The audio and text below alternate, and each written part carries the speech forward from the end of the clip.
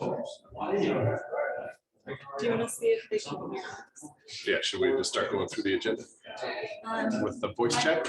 Yeah, and then we can start. It'll start at 6. Okay. Good afternoon. Can we do a voice check for the committee members? Derek Hurd, can you hear me? Yep. Yes, sir. Let's see, we got Brett Labrie, can you hear me? Yes, I can. Yes, sir. And Maureen Gresham, can you hear us? Yes. Okay, great. And everybody else, hopefully this is what we have called the voice check on the agenda. Voice check is working out for everybody, it looks like. Okay, let's do a quick recording check. Make sure this is recording. Yes, we are recording right now. Okay, thank you, Ms. Veal. We are recording. Okay, let's call this to order. Today is Monday, December 6, 2021. This is the Design Review Committee. It's 3 o'clock in the afternoon. I have it straight up at 3 o'clock. My name is Charles Wadams. I'm the city attorney for Garden City. I'm filling in for Jenna Thornborough, who is out of the office today. So we're just going to run through this agenda real quick. That is the call to order. Let's go to the roll call. We have present all 3 committee members, Maureen Gresham, Brett Labrie, and Derek Hurd are all present via Zoom. Like I said, my name is Charles Wadams. We also have the acting planning official, Hanna Veal, and we have a planner, Betty Gumm, who's also present on Zoom. So that is the roll call. Going to changes to the agenda. Committee members, do we have any changes to the agenda? Do not. Okay, there's no changes to the agenda. Thank you, committee members. Next, going to the consent agenda. The only matter on the consent agenda are the minutes from November 15th. I would entertain a motion to pass the consent agenda. I have a couple of small correction items.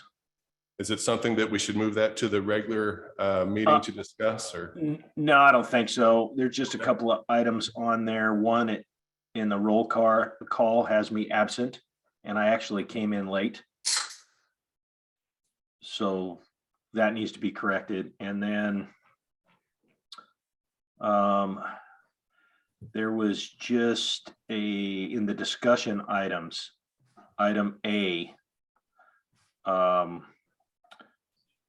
B, where Charles, you presented the city attorney memo. It's got indicated there city of Weiler. I think that's probably city of Wilder. And those are the only 2 things that I had. So with those 2 corrections, I would move to approve the minutes. Second. I hear a motion and a second. All in favor, say aye. Aye. All opposed?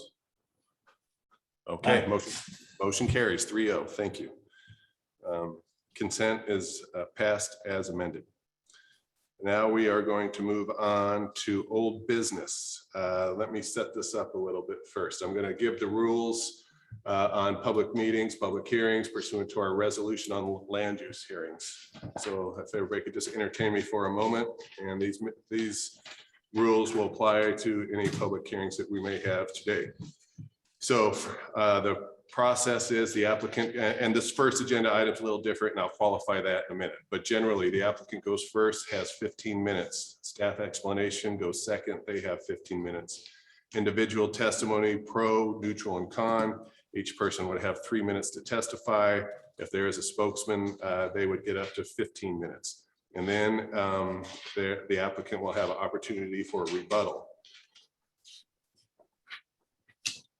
If it's a public hearing, which is what we're about to go into, once we hear the reports, then we go into the public hearing, like I mentioned, then the public hearing is closed. After the public hearing is closed, there will be a discussion with the committee members.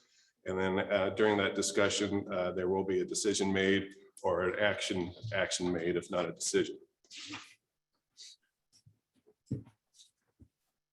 So what this is the first thing on the old business. The only thing on the old business is DSR FY 2020.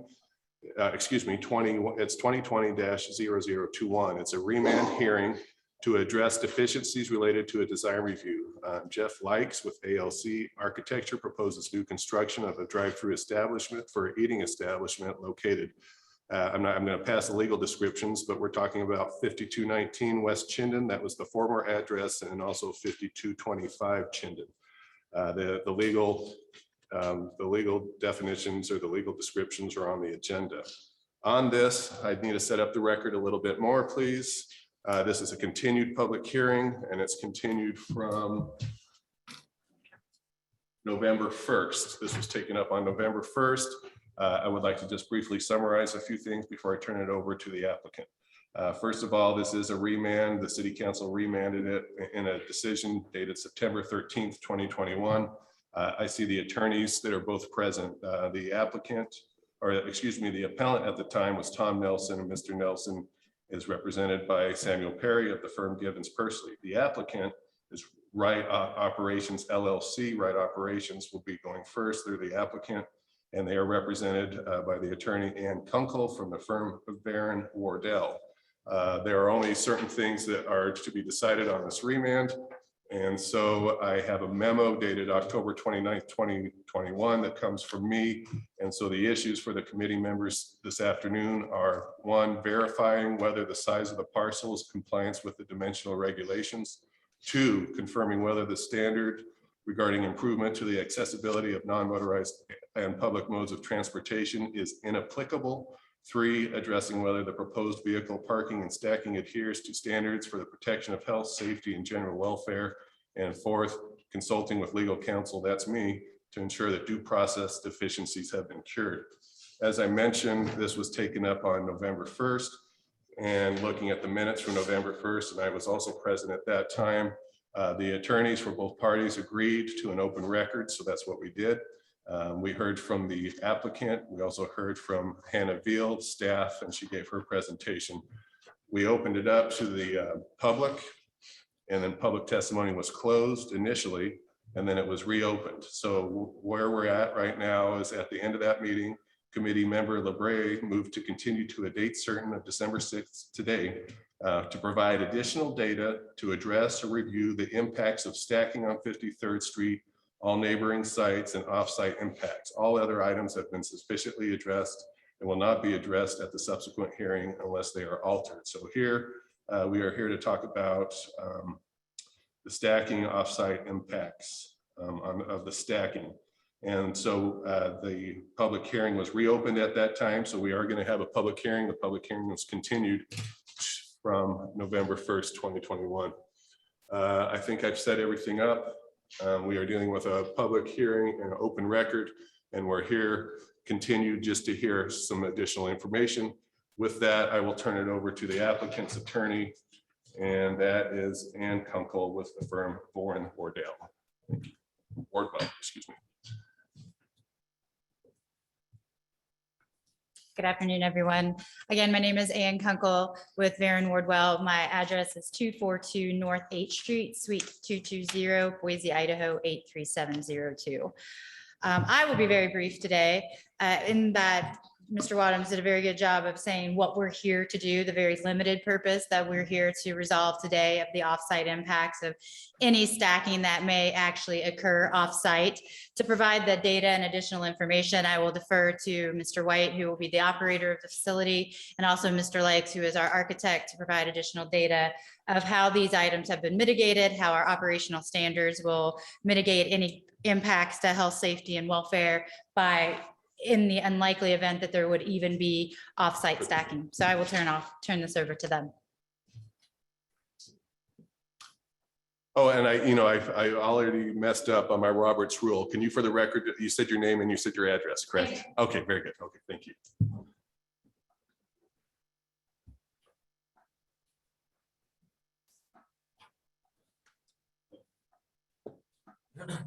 Sir, can you say your name and your address for the record? Yeah, it's Brian White, 5177 West Chinden, Garden City 83714. Thank you, sir. So I'm the operator for the Dutch Bros here in Boise and East Meridian. And we were asked to kind of verify some data from our current location as far as stacking and times as far as cars at the window. And so I do have a couple things, and I'll leave these with you guys. I'll do a quick summary of what it shows, and if you want to go into more detail, we can. But we pulled some data from December 1st, which is our busiest day in December. It's what our customers refer to as sticker day when we give out our free stickers. So we're almost, twice as busy as we are on other days. But we pulled some data and we show our times. Our busiest times that day were between 7 and 9 a.m. And that was the highest point of our day. I have a handful of days here. That was the busiest one. So we went with that one. So we were sure that we weren't trying to slide something by you guys on a slower day, but I'll turn that in as well. But our average drive-through time per car was 1:26 between the hours of 7 a.m. and 9 a.m. that day. The data in one of the reports I'll give to you that you guys can look at does show the time the car shows up at the window to the time the next car behind them shows up to the window. So the times vary obviously from customer to customer, but the average over the 2 hours was 1:26 per car. And then you can go through if you needed to go into more detail and count the cars. It was roughly 45 cars per each hour on average. It varies a little bit, but and that's at our current Chinden location. That is we don't have the ability to do a double lane drive through there. We're, because of the lot that we're stuck in, we're stuck to a single lane. So that further shows the site plan that we have is going to be much more efficient because we can run 2 lines at once with the changing of our operations over time. Dutch Bros has gotten much more efficient with the 2-lane stacking with multiple runners out in the parking lot, serving both lines at the same time, where in our current location, we can't do that. So we also have a site plan here that's showing, how many was it, Jeff? 27 are shown on here that we could technically stack. Our data from our busiest day in December at our current location doesn't even come close to that. What we pull from the data that our shop timers, as well as our point of sale system, that's Xenial, shows that at most we had about 6 to 7 tops in line during our busiest 2 hours of the day. So with that information, I'll leave it there and I'll turn this stuff in. If anybody has questions, I'm happy to answer. And once you guys look at this stuff, if you want to have other answers or questions as well.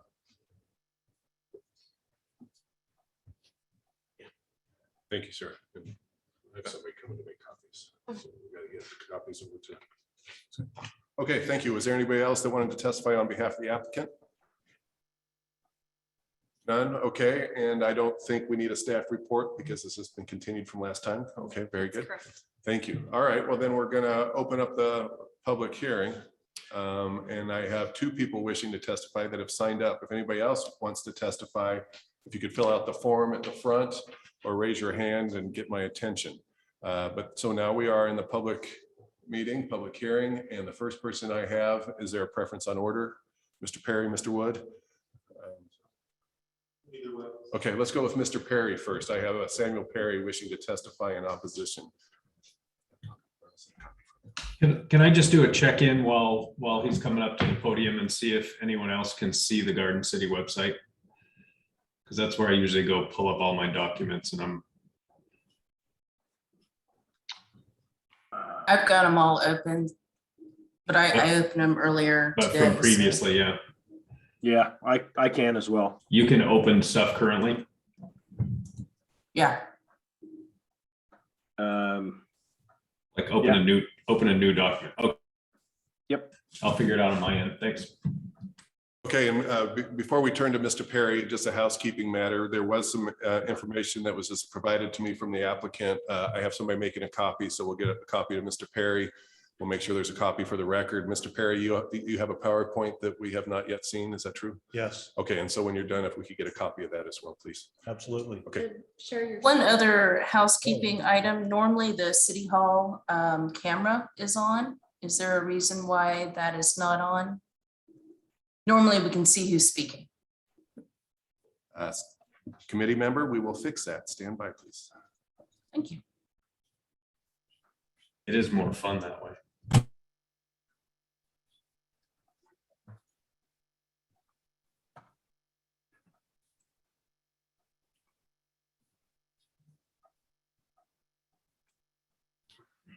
and I just see my reflection in the plexiglass. That's what I can see.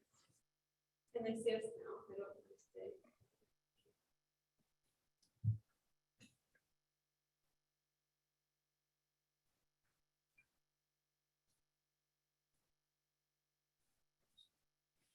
Yep. Everybody will just bear with us for a minute for our technology.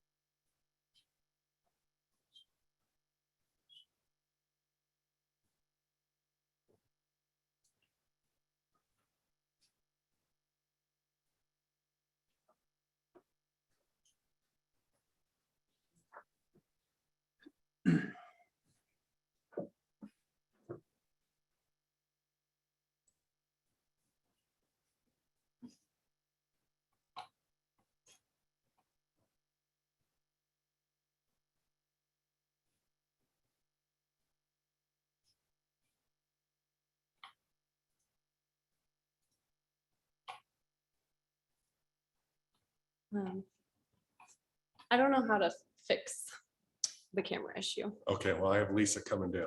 Okay. Okay, everybody just bear with me. Thank you.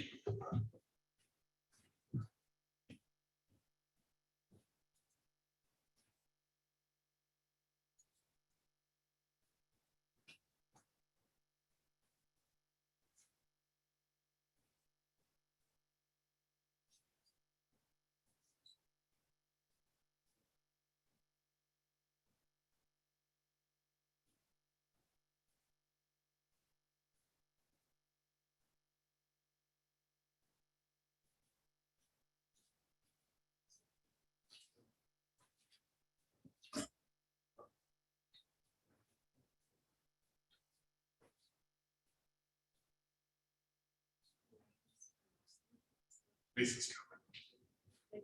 See me too. But that's all they would see is your face.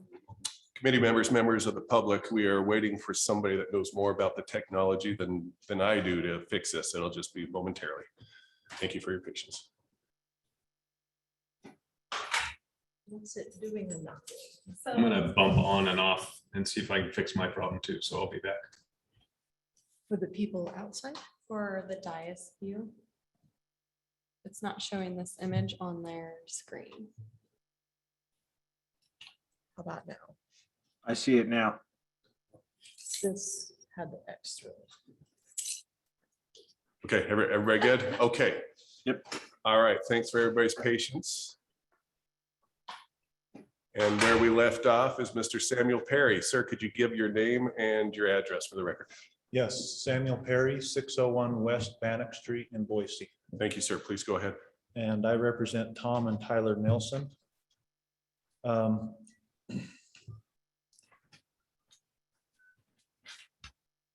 am trying to advance this slide. There we go. Okay. Well, as we know, this meeting was for the purpose of receiving additional evidence from the applicant. I see that we have received some information. I jotted down some brief notes about what that information may contain. It would have been very helpful to get this before the meeting and an opportunity to review. And it just makes me wonder whether the committee members are going to be able to have enough time to review this additional information before they make a decision. Well, Mr. Perry, sorry to interrupt. That brings up a good point. Committee members, and can I have a minute, please? Absolutely. Committee members, we do have some information that's been provided late. I think there should maybe be a discussion amongst the committee members on whether we should accept that information or not, or what the committee members would like to do with that late information. Do we turn it over to the committee for a brief discussion?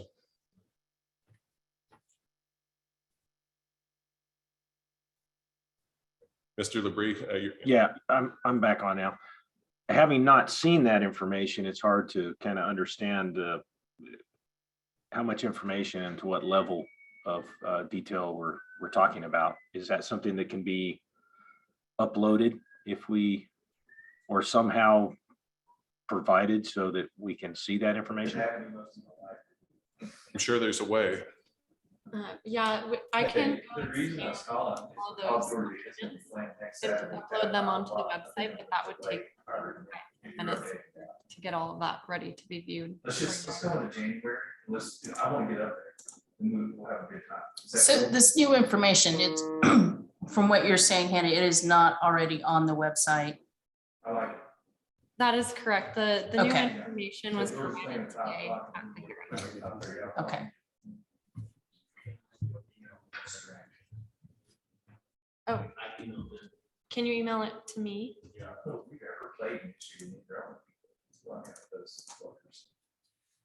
Just for the members of the public that are wondering what the heck's going on right now, we have a general rule that we're supposed to get the information 7 days in advance. And what it looks like what's happening is we have some information from the applicant that's within the 7 days. And it looks like we also have a PowerPoint that may be illustrative or demonstrative, but it's also, or excuse me, outside the 7 days. So I think the committee should decide what to do about that. I'd like to see the information, but I can't make a promise that I can make a decision based on it. Yeah, I mean, I'd like to have a look at that information that's being submitted, and as well the PowerPoint. Okay. Should I entertain a motion for a brief continuance so we can get our cards in order here? So moved? Okay. I have a motion and a second. Committee member Hurd, do you have any problems with a brief recess? I think I don't know if he's on right now. I think he's still trying to fix his technical issues. So a recess is probably a good idea. Okay, I have a motion and a second for a brief recess. We'll get all three committee members back. We'll get all the late information in the record, and so both sides can see what the other side's talking about. And we will be back momentarily. So with that, we stand in a brief recess. Thank you.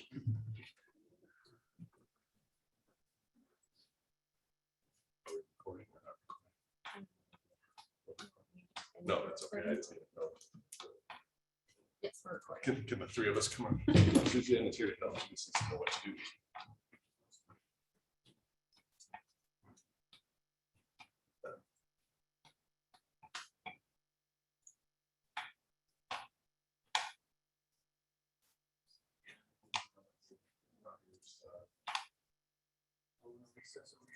As long as we leave. I'm thinking like 10 minutes. But if you, as much time as you need to, that's only fair.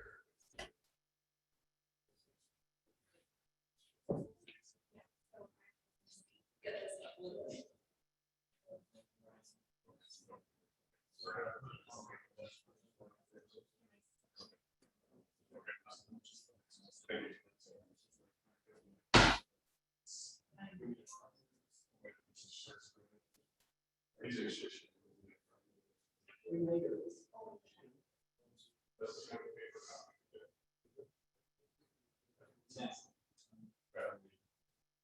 And you want to copy of those?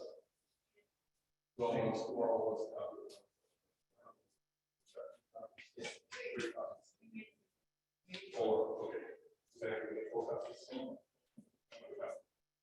just and it's save it electronically for our clients.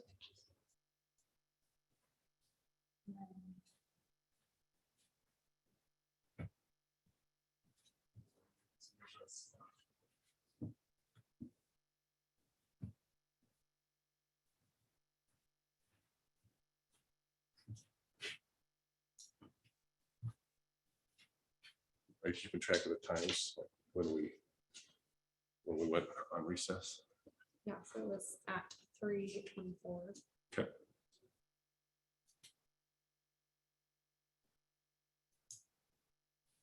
And we started right at 3 o'clock. Mhm.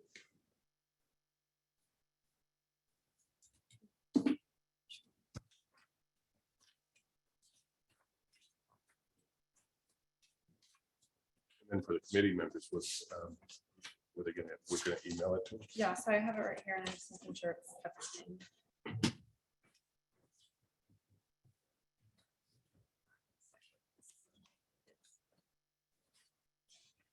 So I was just gonna forward the email to them, that way they get it right now, Yeah, that's good. and then after the fact, I can.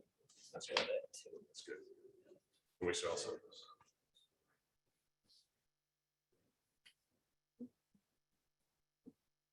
If I have Susanna email the PowerPoint to you, can you email that to them too? Mhm.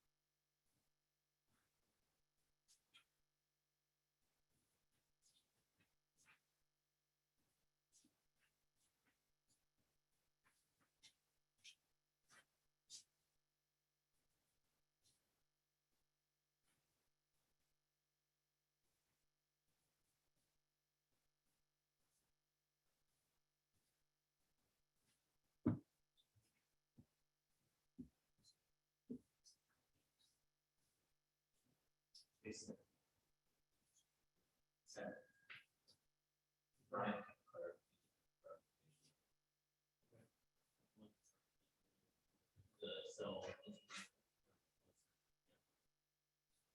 So.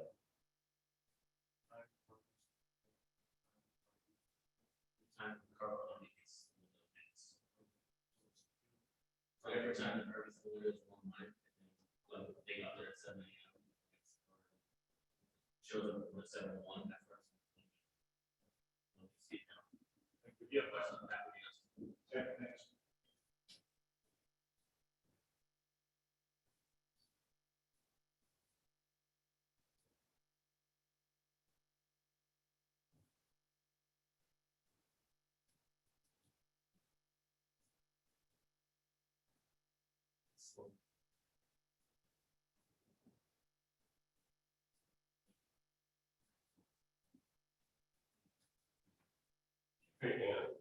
More copies are coming.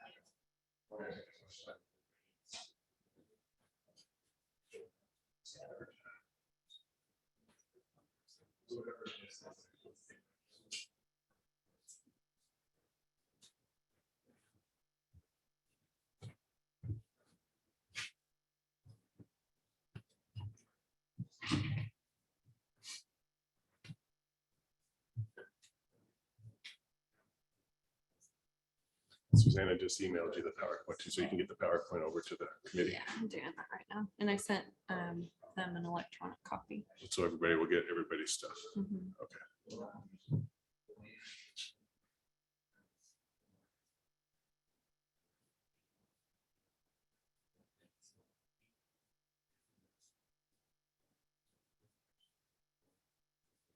To all those folks back there.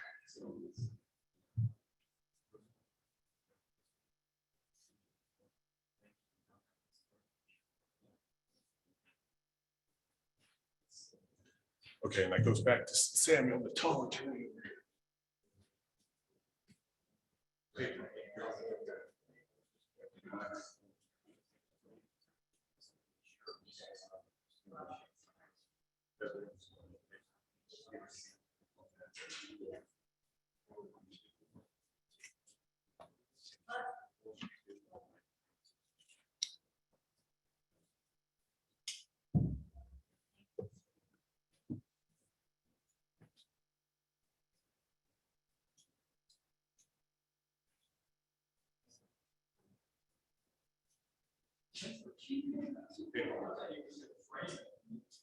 Pretty good.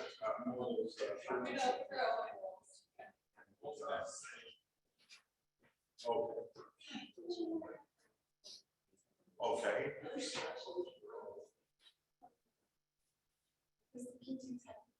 Oh, he sent it to me. He sent, yeah, he sent it to me.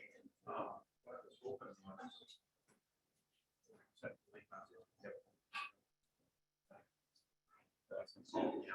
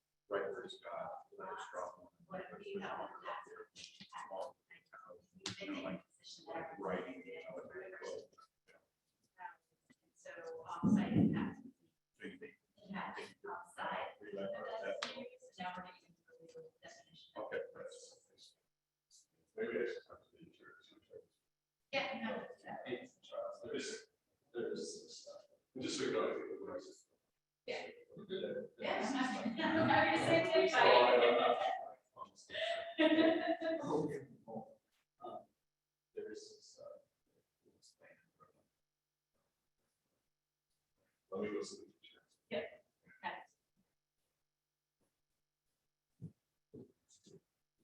Hey, Sarah.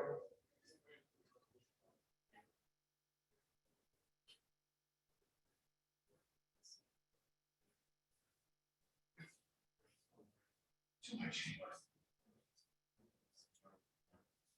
It's.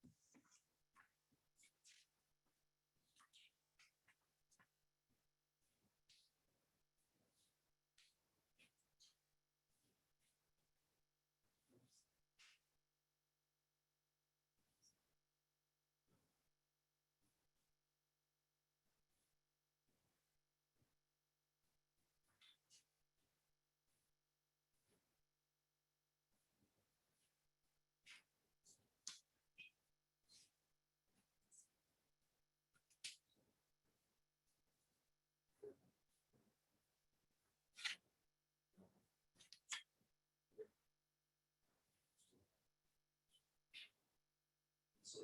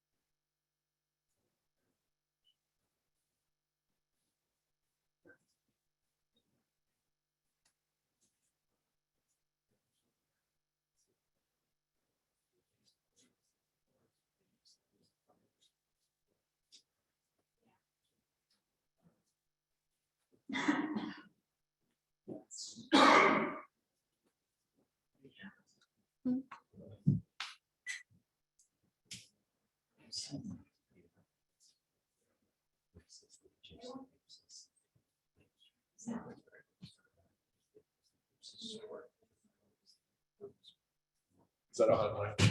Yeah. Okay.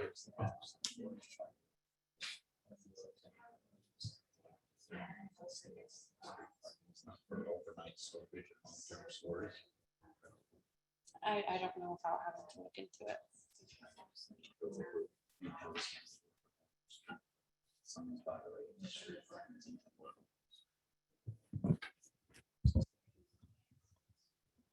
That's not, It's on. it is.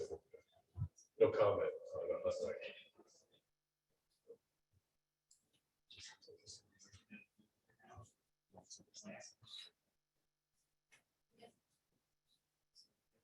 So the committee get stuff. Yep. Should have gotten it.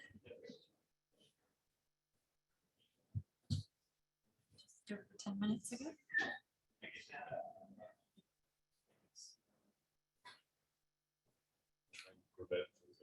Prevent this.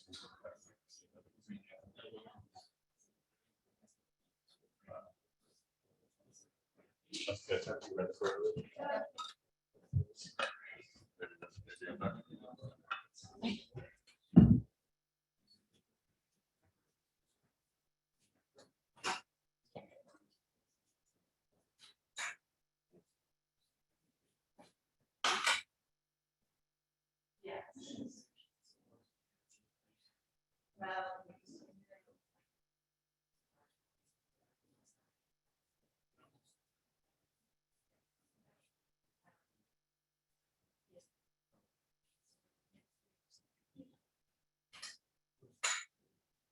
Okay,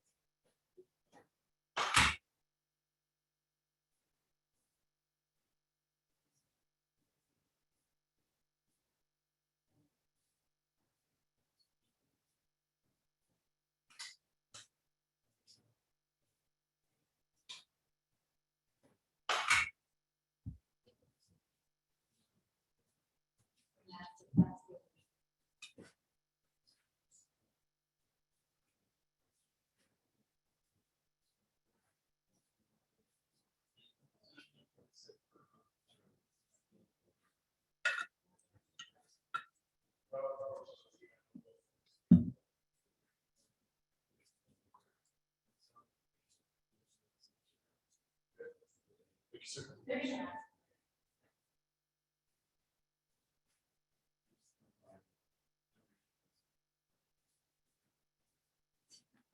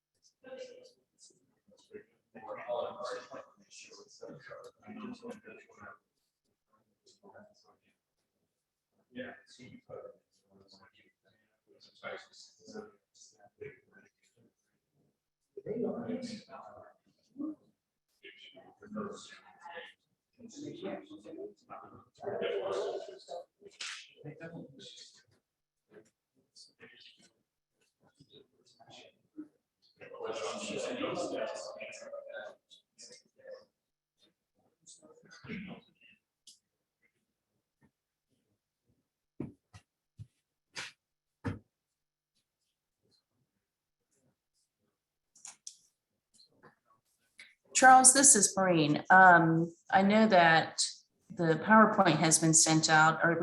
Is there something else that we're waiting on? I mean, I just wanted to see the PowerPoint presented at the meeting. Ms. Gresham, you should have a PowerPoint from Tom Nelson's attorney, and then you should have some notes from the Dutch Bros. So you should have 2 emails, right? Okay. And we're still in recess for another minute.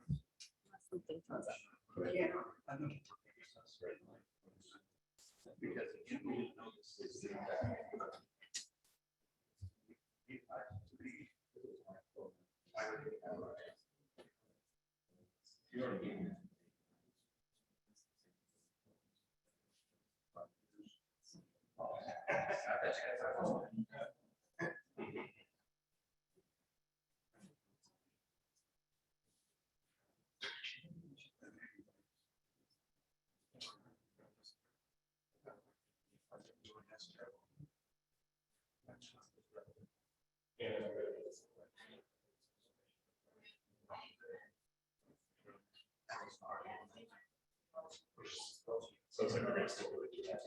Yeah. So the first meeting. What's our meeting in January? One, I misspoke. This is the design review. Do we have another design review in December? I'm just thinking city council. We do on the 20th. Okay, so we can go on. Well, I have to get some information. Charles, so I got. Like that. With the good information they gave. I get it. You know, thank you.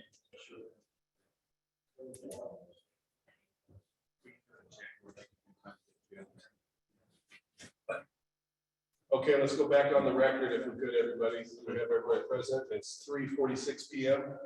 Go back on the record.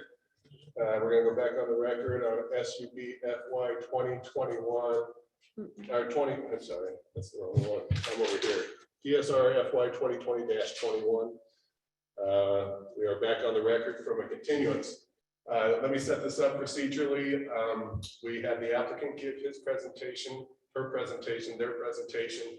During that presentation, some new information arguably was presented. And then we opened up the public hearing, and that's where Tom Nelson's attorney came up, that's Sam Perry, and he had a PowerPoint which arguably has new information. So then the question that we have before the committee is what to do about that. Also for the record, the committee was emailed the PowerPoint and the new information from the applicant. We have included that at least temporarily in the record. So the issues that we have right now is what do we do with this new information? I think that Mr. Perry, on behalf of Mr. Nelson, is going to ask for continuance. And my understanding is that Ms. Kunkel is going to agree to that. But if I could get that on the record, and then the committee, ultimately it's up to you on what to do, whether to continue this here today without the new information or what the committee would like to do. So I think we left it with Mr. Perry, and Mr. Perry, do you have a motion to make? And whatever record you want to make it now, I guess. Yep. Samuel Perry, 601 West Bannock Street in Boise. Given the new information that was provided today, my clients would like additional time to review this information and prepare a response. Therefore, we're asking the design review committee to continue this meeting to a date certain of, I get whatever dates are available. I guess you guys can discuss those. Thank you. Ms. Perry. Ms. Kunkel, do you care to be on the record on that? We don't have any. Okay, for the record, Ms. Kunkel, the attorney, has no objection to a continuance. Committee members. So I'll turn it over to the committee to decide what to do. Thank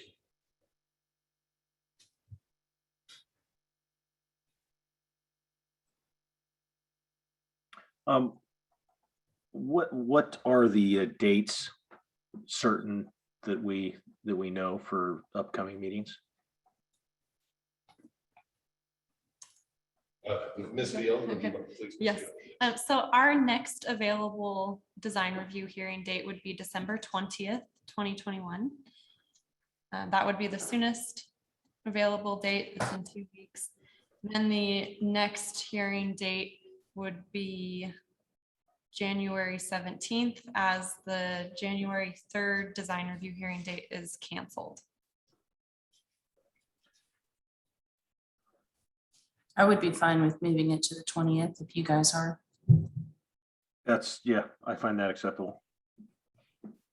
So I move to continue the hearing till a date certain of December 20th.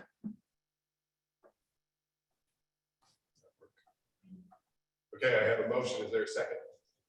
Second. All in favor, say aye. Aye. Any opposed? Motion carries. Just for, if I could just take the liberty and exercise a little discretion here to make sure everybody's on the same page, because it sounds like there may be an issue. The only issues, or the only thing to be taken up, is additional data to address or review the impacts of stacking on 53rd Street, all neighboring sites, and off-site impacts. All other items have been sufficiently addressed and will not be addressed at the subsequent hearing unless they are altered. So, so the parties are on the same page on that. Okay, it sounds like the committee has continued us to that date certain. Point of clarification. Yep. Can we just make sure to have all presentations and additional material to me as staff by December 13th? Does that work? Okay, I'm getting head nods. Okay, so sorry for the delay, everybody, but it looks like we're all on the same page now. And we are continued on this matter. Thank you. Okay, thanks for everybody's patience. We're going to take up the next agenda item. And that is, we're going to new business, and it may be an action item. We're going to have a public hearing on DSR FY 2021-19. Deslin Odell is requesting a formal hearing with the Design Review Committee to discuss a 7-unit multifamily development located at 3801 North Adams Street, and it's currently zoned R3. At the beginning of this meeting, I indicated what the procedures are going to be, so hopefully everybody understands our procedures here. With that, I will turn it over to the applicant. Thank you, and hopefully you can hear me. I'm going to share my screen. I have a PowerPoint to share. And just for the record, could you say your name and your address, please? Yes, Deslin Odell, 2153 West Martin Creek Court, Meridian, Idaho, 83646. Thank you. This is the Adams Street meeting. Yes, it is. You'll have an opportunity to testify. Okay, can you see my screen? Yes. we can. Great. Thank you for the opportunity to present our project at today's hearing. I'm the applicant and principal of Key2 Homes LLC, the owner of this Garden City parcel and builder of Riverside Garden, our proposed 7-unit multifamily construction project. The site is a 0.445 acre lot in R3 zoning located at 3801 North Adams Street on the corner of Adams and 38th, about 1 block from Heron Park with access to the Boise River. Our intention is to construct 7 townhome style multifamily units in 2 buildings. Here are the proposed front elevations of the 4-unit building viewed from Adams Street and the 3-unit building viewed from 38th Street. The 2-story townhome units will be approximately 1,725 square feet with 2-car attached garages. For the remainder of my presentation, I would like to focus on the highlighted discussion items noted in the staff report prepared by Hanna Veal. Here I have displayed our architectural site plan with callouts for the required multifamily amenities that we are proposing. The first is a public art amenity to be located near the corner of Adams and 38th Street that will be augmented by appropriate landscaping. The second is an open space amenity with a plaza, including a water feature and bench seating and is a community gathering space. The dimensions of this plaza, which were missing from the site plan, are approximately 30 feet by 35 feet for a total of 1,050 square feet that exceeds the 500 square foot minimum code standards. We will determine an appropriate location for the HVAC equipment outside of each building that will service the individual units. This location will not be visible from a public street, or it will be screened from view with privacy fence from the street and adjoining properties. Our intention is for each unit to have individual trash carts that will be kept inside the attached garages and moved to the street on collection days. This will most likely be convenient along 38th Street. No trucks will be required to collect trash from the drive aisle. During our pre-application meeting, we discussed the side facades of the 2 buildings. We, after that meeting, redesigned the architectural features of the exteriors to include 2-foot offsetting walls, additional changes to the exterior materials, roof line changes to break up the long horizontal lines, and 2nd floor window overhangs for more variety. Here is the side facade of the 4-unit building viewed from 38th Street.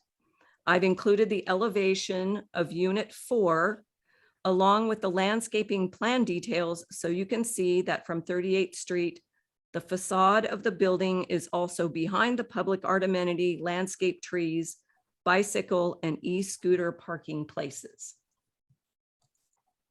Here is the side facade of the 3-unit building viewed from across the drive aisle. This is the Unit 5 elevation with the landscape details that show the facade of this building and how it relates to the plaza, water feature with benches, the walkways, guest parking, and proposed landscaping. To address the requirements of the original town circulation network plan, we propose adjusting the 4-foot pedestrian pathway at the western property boundary to connect it to the curb at 38th Street and also extend this pathway across the back drive aisle to the neighboring fence at the adjacent lot. This will allow us to grant the 10-foot wide public access easement to connect 38th Street to the adjacent parcel R733417002631. We are also noting that we may need to modify the landscaping in that public access easement. We currently have 5 linden trees and may need to make an adjustment to the landscaping so that we allow for access easement to be unimpeded. Concerns were noted about the terminal view of the drive aisle at the landscape buffer and the adjacent residential lot. If you can see my small picture there, I have included a recent photo from the site to show that the landscaping buffer we are proposing will be planted in front of an existing 6-foot fence at the property line. Between this fence and the neighboring residential lot is a 12-foot wide driveway and another 6-foot fence on the other side of the driveway to screen the driveway from the current residence on the adjacent lot. Our proposed drive aisle will be located so that it intersects approximately with the carport parking area that is past the neighboring residence. Although not specifically mentioned in our application, we have discussed the existing driveway curb cut on our property at Adams Street with ACHD and have agreed to remove the curb cut and replace it with an approved code compliant sidewalk. Our proposed vehicular parking includes a 2-car garage for each of the 7 units for a total of 14 enclosed parking spaces and 3 on-site guest parking spaces conveniently accessed from the drive aisle screened from the street. Although not counted for off-street parking requirements, I have included 4 on-street parking spaces along 38th Street that would not interfere with the clear vision triangle at the corner where Adams and 38th Street intersect. We are also proposing more bicycle parking spaces than required, a total of 5, and providing e-scooter parking on site as an alternative form of transportation. We also recognize that since our pre-planning meeting with Garden City staff, the bus service on Adams Street next to our property boundary has been discontinued. Finally, we acknowledge that we have requested waivers for these application submittal requirements and accept the conditions that these items will need submittal review and approval prior to the issuance of a building permit for our project, the master sign program, outdoor lighting plan, a tree mitigation plan, open common area management maintenance and ownership document, and approved Ada County addresses. Thank you for your time and attention, and I'd be happy to answer any questions and participate in the committee discussions. Thank you. Does the committee have any questions of the applicant? Okay. I'm sorry, I do have one question. Can you go back a few slides where you show the 4-foot pedestrian pathway right here? How wide is it from the, I guess that's the northern edge of the pathway to the property line? What is the width of that? So the width from the fence to the building is 15 feet. That's our 15-foot setback. So right now we have 7 feet from the fence to the 4-foot pathway and then 4 feet between the pathway to the building. Is that what you're asking? Yes, thank you. Any more questions from the committee to the applicant? No. Committee member Labrie. No, I do not have any. Oh, I'm sorry. Okay. Hearing no more questions, let's turn it over to staff for the staff report. Ms. Veal, please. Good afternoon, Hanna Veal, Associate Planner. Garden City has the original town circulation network plan where this property would be required to have a pedestrian connection from what is 38th Street to what could be considered the rear of the property line. There is a proposed 4-foot wide pedestrian pathway, which the applicant has now indicated that they are trying to connect to that adjacent property in accordance with this original town circulation network plan. Garden City Code allows for interior pathway systems to be 4 feet wide. However, 4 feet wide might prove to be too narrow for this intended use of it being a public pedestrian and bicycle access easement. But if the committee feels that it is not wide enough, it could be conditioned to widen it to the standard 5 feet, which is what a public sidewalk is considered to be compliant as. That would need to be an additional condition in the decision document.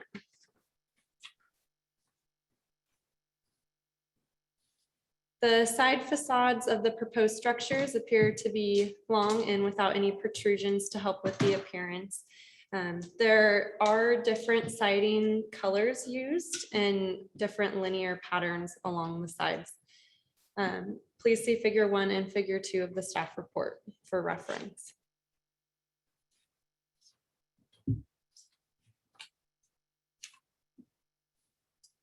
The site is currently deficient a half of a parking spot, which in this case, we usually round up parking spaces because we can't have a half of a car.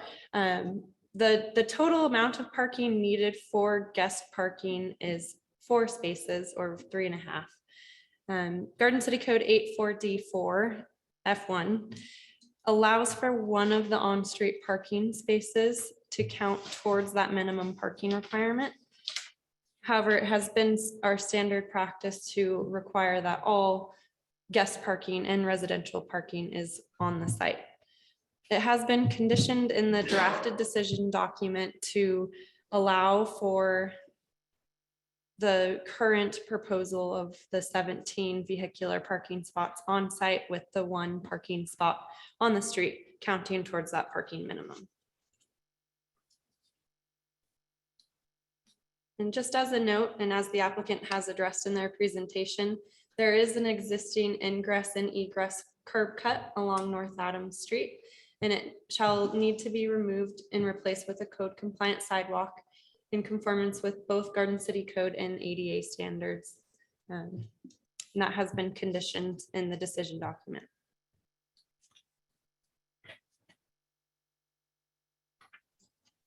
And with that, I stand for questions. Okay, thank you, Ms. Veal. Does the committee, and if I could go back, Ms. Odell, can you take your share screen off? Would you mind? I would love to, but I've lost the button. Oh, no. Let's see if I can you do it for me? Ms. Veal is trying. I would love to unshare.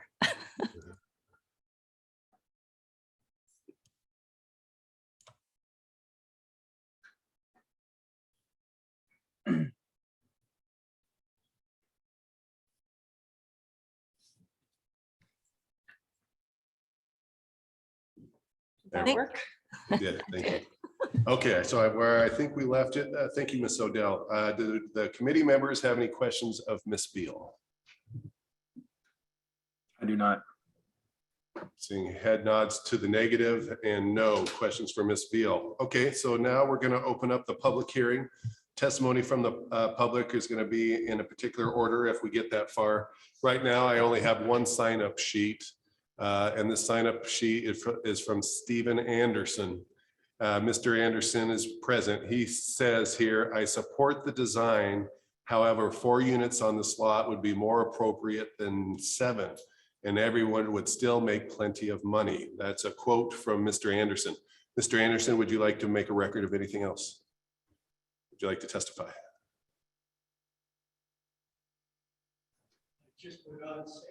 Sir, if you want to say something, if you could just go to the microphone so we can make sure we have a record, please. And if you could start with your name and your address, please, sir. Steve Anderson, 310 East 38th Street. Okay. I'm next door. And I hate to see the tiny home syndrome get rooted in our neighborhood. That's my main objection. You know, it's 100 feet by 200 foot lot. And they didn't specify the size of each house on here. But that leaves about 20 foot per house, doesn't it? You know, I just would like to see a better plan with fewer units, because that's, you're talking, that's 7 units, that's 14 cars. That's just a lot of activity for that little dinky spot. I think it's too much. Just a few fewer units would be a lot nicer in the long run, is my opinion. Thank you. Thank you, Mr. Anderson. Does committee members have any questions of Mr. Anderson? Seeing none. Okay, thank you. We are in a public hearing. Does anybody wish to testify on this project, this application? Either in physically present in the building or on Zoom. If somebody's on Zoom and would like to testify, if you could get my attention now, please.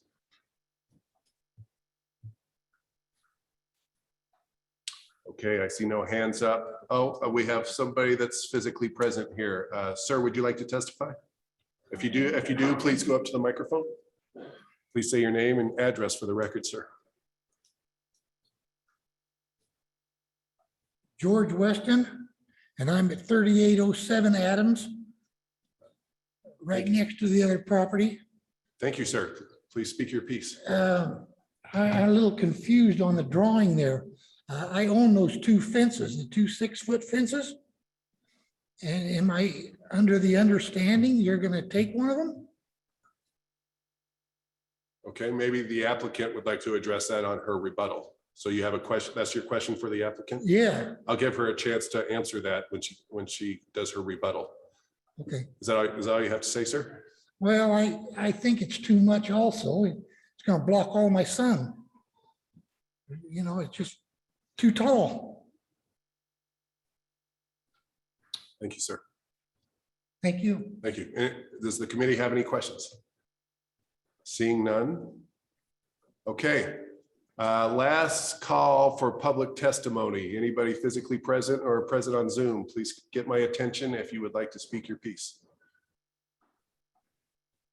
Okay, seeing none, we are going to close the public hearing and I am going to turn it over to the committee for discussion. Thank you.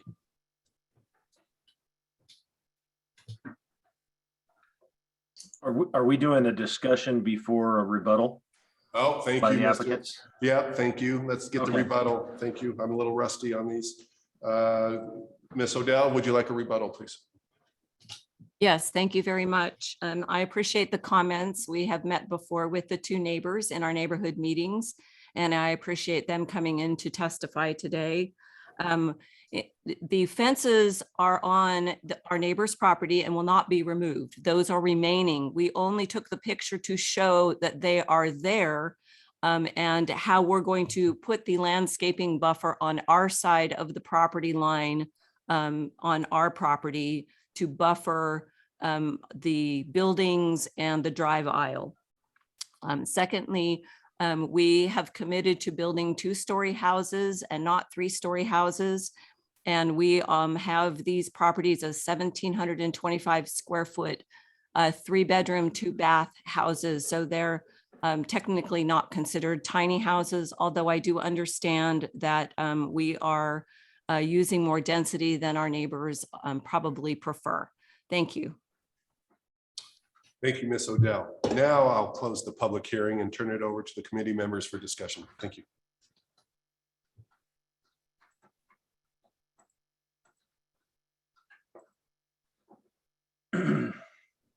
I guess I'll go ahead and start. I kind of have 3 things to just get some discussion going.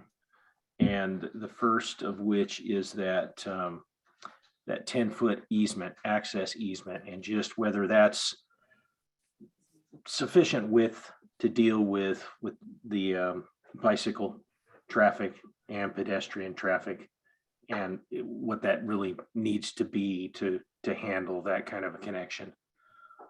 And then the second item that I have is relative to the design of the unit facade as it fronts 38th Street. And just, it seems to me, or it still feels like there's really not, it feels like a side elevation. And that's such a long, I guess that's a long section of the building. And I know that there is bicycle parking, scooter parking, a few different items that are happening there along that street frontage. But just from looking at the floor plans, and there's bedrooms upstairs, and we've got little small windows and large expanses of wall planes that, to me, it doesn't feel like it engages enough on that side of the street.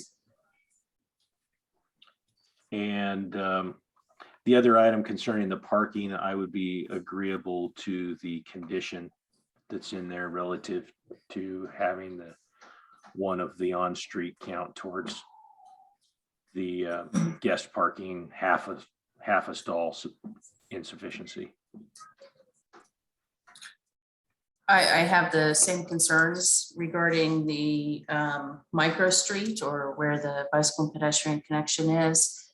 If we're viewing this as a micro street, one, the trees aren't going to work because that's right in the pathway of where the 10-foot easement is required. And then because it is potentially this micro street, I don't know what the facade looks like on that side. I think that we need to look at that as well. And I agree with your comments regarding the facade on 38th Street. For the buildings that front Adams, the facade is just, there's not enough of a pedestrian connection to the street, to 38th.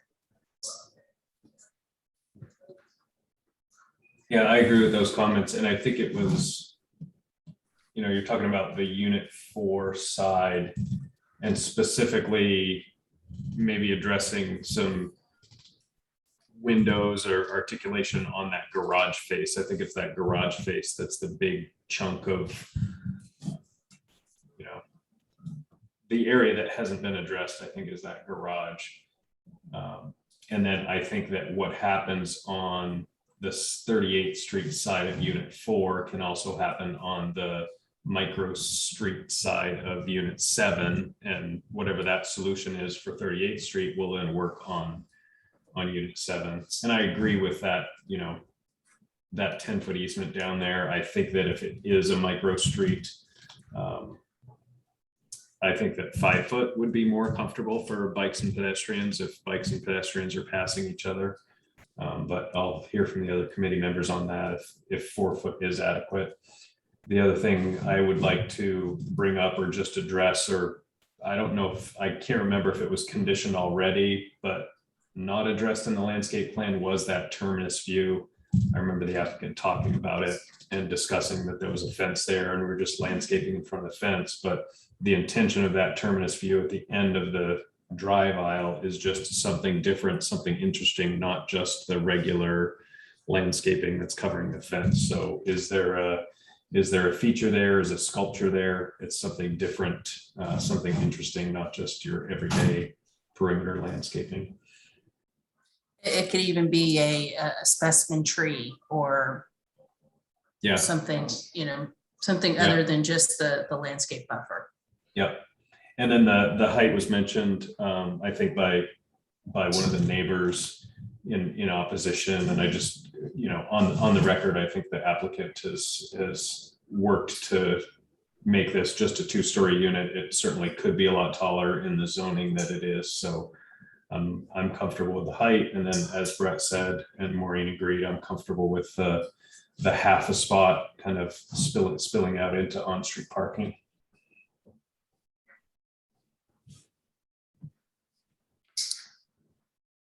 So basically something additional along the facade on 38th Street in Unit 4 to be duplicated in Unit 7, specifically the back end of that building where the garage is, something, windows, something that would provide that more. I'm specifically looking for eyes on the street. And then I think 5 foot minimum, but here's the thing, right now where that 4 foot sidewalk is, that's not even in the easement, or a portion of it is in the easement. So I would like that 5 foot to actually be in the 10 foot easement.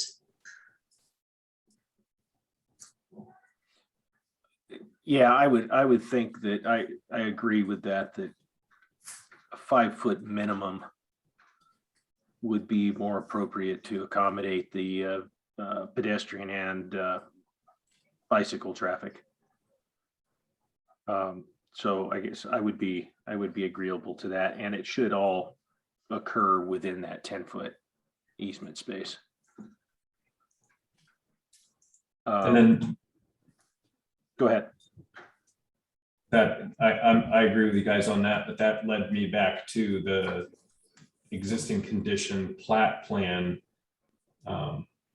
that shows irrigation running down that whole easement as well, which I think there was some discussion early on about, does that get relocated or changed, or is that path the same path? Because that would conflict with the row of trees that I think that was showing on the landscape plan. If that's a existing or to be replaced pipe down that boundary. Deslin, did you have any more information on that irrigation or have any comments about what we're suggesting? Yes, there is a 2-foot irrigation pipe that we have to run along that side. And obviously the linden trees that are proposed will not work there for either the public access easement or the irrigation easement as we have on the plans.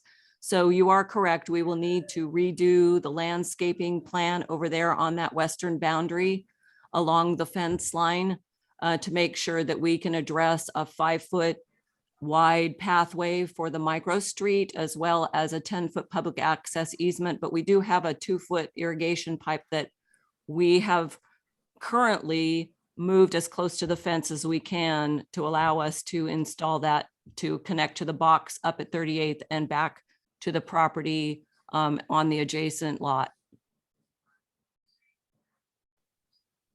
So the new sidewalk, whether that be 5 feet or something else, is basically on top of that 2-foot.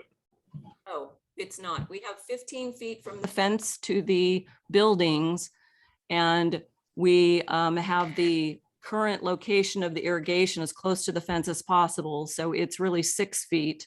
And so we could accommodate the 10 feet of public access easement between without putting the 5-foot pathway on top of that easement, on top of the irrigation.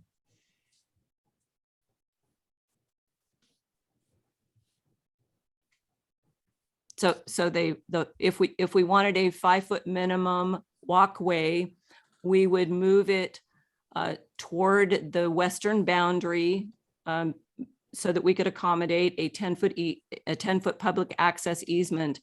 And then that would still be out of the way of the irrigation pipe. If that makes sense. Is the irrigation pipe conflicting with the Garden City micro street plan to have the easement right there on the property line? I don't believe it should be because it's a 6-foot, it's a 2-foot irrigation pipe, which is 6 feet easement. And then we have 10 feet that we could allow unless we'd have to work out the overlapping easements of the public access and the irrigation, but we have talked to Lou about the location of that pipe and we'll work out whatever needs to happen with the irrigation easement over there on that side. But it does run from 38th to the adjacent property. So is it possible that the pedestrian easement can overlap with the irrigation easement? Yes. Okay. Okay. Thank you. So theoretically, you could put the 5-foot sidewalk probably like 4 foot off of the property line. We could locate that wherever it makes sense to allow the 10-foot public access easement to be in a location that would be acceptable. So we have 15 feet from the fence to the house, to the building. And so whatever we need to do in that space for the location of the pathway that would make sense, that's what we would do.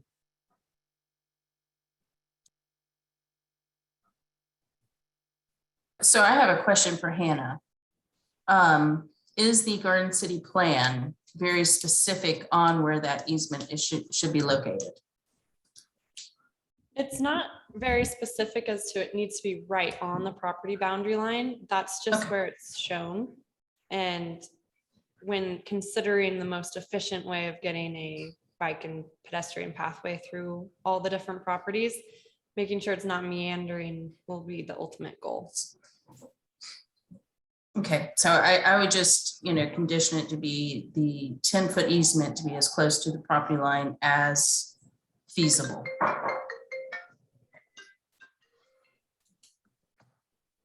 And to review, what makes it not feasible to be the first 10 feet from the property line? Is there any reason why? Is there any reason why it can't be the 10 feet next to the property line? I don't, that's what I was trying to get at. I'm still not completely sure, Deslin, if, I mean, The only issue is we have a concrete irrigation box up at the corner that would be in the 10-foot easement if you put it on the property line. So we have an irrigation box that is at that western boundary up where the sidewalk is going to be. Where the detached sidewalk is that we're proposing on 38th Street. It's an existing box that connects the irrigation across the street. Deslin, you can share your screen if that makes it easier to show. Okay, let me see if I can pull up the irrigation plan. Or even like a landscape plan, and you can move your mouse around. If that's the easiest. I have that box on Google Street View. I can show that too. Okay, that's probably easier.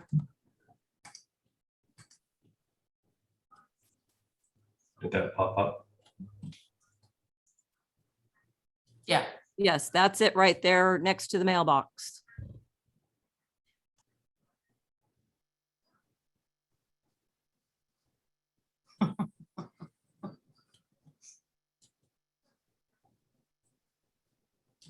Well, so then it's probably conceivable that a connection could be made just to the right-hand side of that box. And then you know, I don't see this as having to be a straight shot down to the other end of the property. I mean, if it connects up, but it has to maneuver around that irrigation box, and then it can get a little bit closer to the property line. And you know, it would be nice to be able to work a little bit of that landscaping in there too, to where it's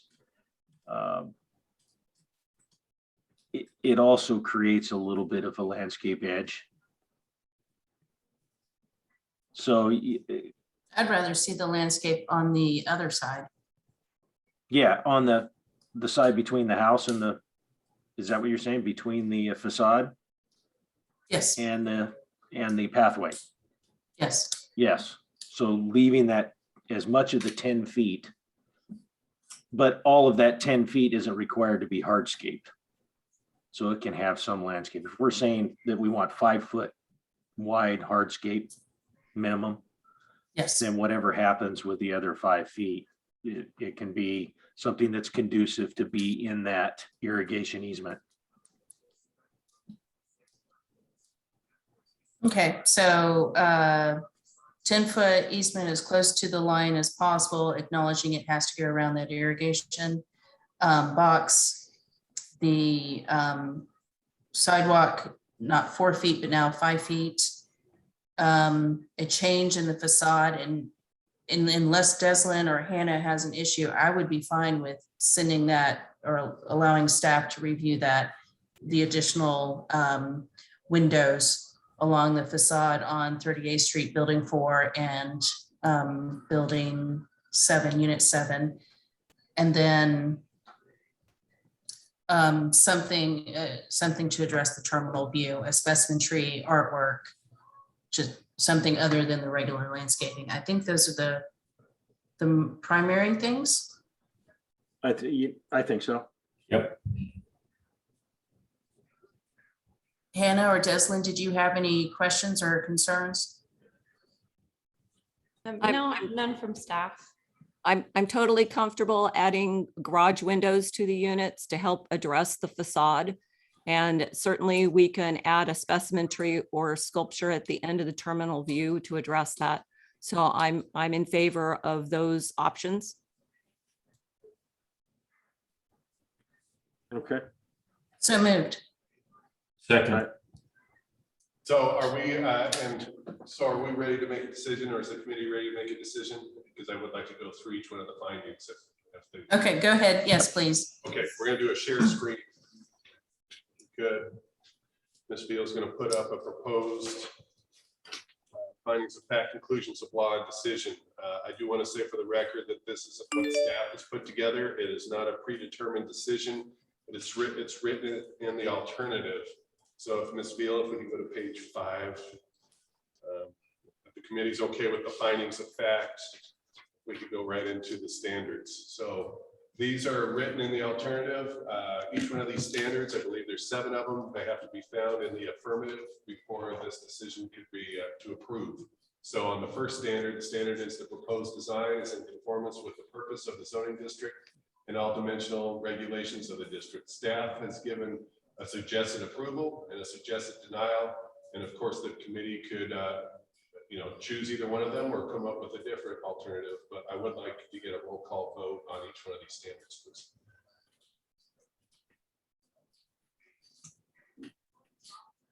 Individually, or can I just say yes to all of them? Individual, please. Just Okay. Records, yes, please. Yes, to the first one. So is there a motion to approve for the approval of standard number 1 as worded? Yeah. Second. Okay, motion second. All in favor, say aye. Aye. Aye. Any opposed? Motion carries. Ms. Veal, can you scooch it down a little bit? The second standard is the proposed design adheres to the standards for the protection of health, safety, and general welfare. And then there's an option for approval or denial. And of course, you could come up with your own wording. I entertain a motion. I make a motion to go with the in approval statement. Second. Thank you, committee. The third standard is the proposed design creates a sense of place and contributes to the uniqueness of the different districts and the neighborhoods within the city. There's an approval proposal and a denial proposal, and I would take a motion on that. In approval as conditioned. Is there a second? Second. All in favor, say aye. Aye. Any opposed? Motion carries. The next standard is the proposed design improves the accessibility of development to non-motorized and public modes of transportation. Alternative suggestions, I would entertain a motion on that.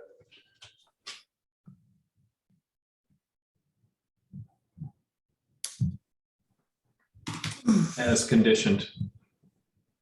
In approval as conditioned. Very good. Okay, Second. so there's a motion and a second as conditioned. All in favor, say aye. Aye. Aye. Aye. Any opposed?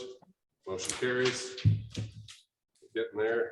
I think the next one is the proposed design supports a development pattern and nodes rather than strict commercial along arterial corridors. The suggestion by staff is it's not applicable. If the committee agrees, if I can get a motion. Agreed. All in favor, say aye. Aye. Aye. None opposed. Thank you. We're getting there. The next one is the proposed design supports a compact development pattern that enables intensification of development and changes over time. So I would entertain a motion, whatever. Motion for the in approval statement. Second. Motion and second. All in favor, say aye. Aye. Aye. Any opposed? Motion carries. Next standard, the proposed design provides outdoor spaces and landscaping compatible with the Southwest Idaho climatic conditions and encourages pedestrian activity. And there's suggested wording both ways. I would entertain a motion. Move to approve as written. Motion, is there a second? Second. All in favor, say aye. Aye. Aye. Unopposed, thank you. And then if Ms. Veal can get us down to the conclusions of law, I just want to make sure that the committee's comfortable with this as conditioned. If there's anything else we need to put in there. I mentioned those 3 items earlier. I would like for those to be added in here as additional conditions. Ms. Veal's going to read those back just to make sure we have them here. So I have the first condition being the terminus view needs to be addressed either by including, I mean, I had just written it down. So terminus view needs to be something interesting, not just landscaping, something more than just the landscape buffer, for example, public art, a mural, sculpture, etc. Second condition being unit 4 needs to be duplicated in unit 7, specifically towards the rear garage area needs more fenestrations or just to address the street. That can be staff level approval. And then the third condition being a 5-foot wide or minimum 5-foot wide pedestrian pathway in the 10-foot wide easement as close to the property line as possible. It can move around the irrigation box. If those conditions are correct, I would entertain a motion to approve this application as conditioned. I move to approve the application with the conditions presented. Second. All in favor, say aye. Aye. Any opposed? Motion carries unanimously. The application development is approved as conditioned. Thank you. Okay, turning on to the next agenda item. Let's make sure I have my right agenda. Next thing on the agenda, we are going to pre-application discussion action items. The first one I have is DSR FY 2022-0002. It's a design review application from Damon Beard. He's requesting a new construction at 8200 West Chinden Boulevard in the C2 General Commercial Zoning District for a vehicle washing facility. We will hear from Mr. Beard, the applicant.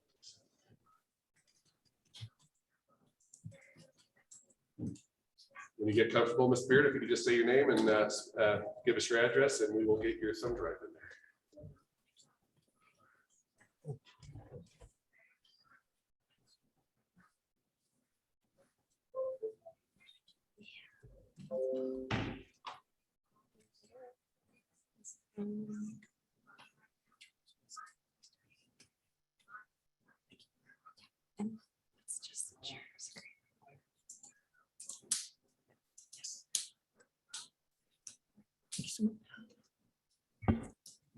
My name is Damon Beard, 537 East Forest Ridge Drive, Meridian, Idaho, 83642.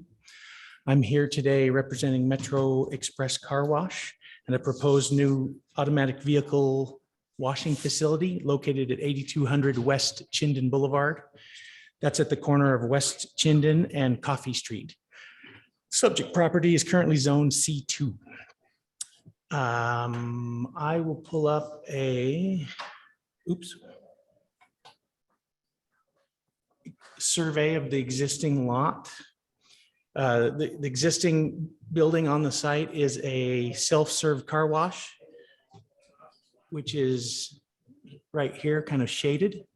There are 2 access points off Chinden right now and an additional access point off of Coffee Street. Excuse me, sir. I'm sorry, We're only seeing your folders. You're not showing any of the actual renderings. Oh. Ms. Veal's going to try to fix that. Thank you, committee members. I was wondering the same thing.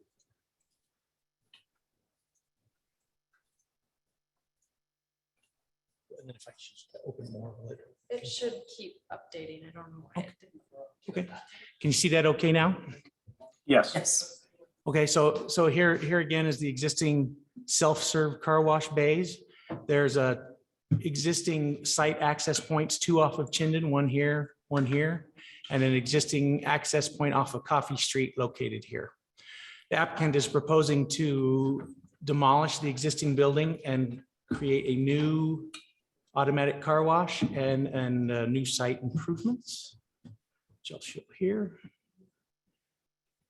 Let's see if I can zoom in on that a little bit. The existing building is just short of 4,200 square feet. Hope you can see that okay. Everyone can see the new site plan? Yes. So we are proposing to eliminate the site access points off of Chinden although we will leave an escape lane to exit Chinden for anyone in the car wash lane that might have to leave the site early. The existing access point off of Coffee Street would remain and become our site entry, that someone would come into the site. We have 2 point of sale locations there, which would then narrow, turn, enter the automatic car wash facility, come out through it'd be the southeast corner, turn back up into the site, head north, and then you have access to a vehicle, or a vacuum plaza, or you can exit back out onto Coffee Street. I'll show some exterior elevations. The south elevation here is the Chinden elevation. For the most part, the building is a split face concrete block. We have some accents at the end, the middle, and the opposite end that would be aluminum panels. On this east corner, we have a small tower element here for signage and graphics. And then again, along Chinden here, we've got some storefront window and some glass block that you can kind of see here, just to give it some character, and gives little sneak peeks of what's happening in the car wash. On the west end, again, we've got a little bit of split face. You can kind of see the tower in the background there. And again, we have some aluminum composite panels, and we've put a little angle in the front wall along Chinden here, just to kind of break up the elevation a little bit. The east elevation, or the exit end, is very similar to that, not quite as much metal panel. Again, you see a lot of split face block, and that's the side where the tower element is, and that would be like a corrugated metal siding. And again, graphics play a big part of the car wash, so there would be some signage and graphics that would be to be determined later. On the north side, which would be the vacuum plaza side, it's primarily split face block. We do have some aluminum panel accents, again, just to try to break up the elevation. And then if you imagine that there would be vacuum stalls in front of this, so that's where all the vehicles would park, and then they have their access to the vacuums. I do have some 3D renderings that we've done.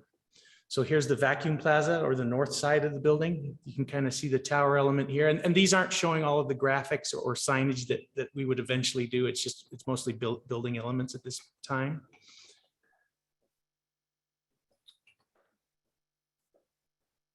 There's a shot from what you'd see from Chinden. Then you can kind of see we've got aluminum composite panels on each end and in the middle. And then the bulk of the CMU block is broken up by glass elements. And then this is kind of the corner from coffee off to the right here, and Chinden kind of in front of us. And there's a corner shot of what we expect to see. I do have a landscape plan I could show you quickly. Landscaping is an important part of what they do. You know, they like to have an improved site, a very nice site. So we try to soften the building with landscaping. We have some trees at each end of the parking lot, and some minor trees along the boundary with some planting. And with that, I would turn it over to any questions anyone may have, and go from there. Does the committee have any questions for Mr. Beard, or would the committee like a staff report, or should we just go right into discussion? Staff report, please. Okay, Ms. Veal. Good afternoon. There was not a formal staff report given for this application. However, I did send the committee and the applicant an email about an hour before this conference, as far as the preliminary staff analysis of the site. Comments included the fact that a car washing facility will need to go through the conditional use permit process, which they are scheduled for the December 15th planning and zoning hearing. It appears that there's no fence proposed on the site plan. However, there is a 7-foot tall CMU trash enclosure, and the design review committee will need to give their formal approval on this height, as it is 7 feet tall and code only allows for 6-foot tall wall or fence in this case, since it's not a fully enclosed structure, and that's in Garden City Code 84A5. That doesn't have to be done today, but just so that you guys are aware, that was a comment. There is an existing detached sidewalk along Coffee Street. It appears to be the code compliant 5-foot wide sidewalk. However, there is no landscaping between the street and the sidewalk. It is not, staff doesn't know why there's no existing landscaping there. Perhaps ACHD did not allow it at one point in time. However, in order to be code compliant, there will be the requirement of street trees and landscaping in this buffer zone. And to move on, there are the parking lot is essentially to the rear or the side of the building, as this is a triangular shaped lot. The design review committee needs to determine if the visual effect of the parking lot has been mitigated by providing pedestrian connections to those public sidewalks and throughout the site itself, and all of the amenities within the site. And the parking lot needs to be integrated into this overall site plan with its landscaping and design.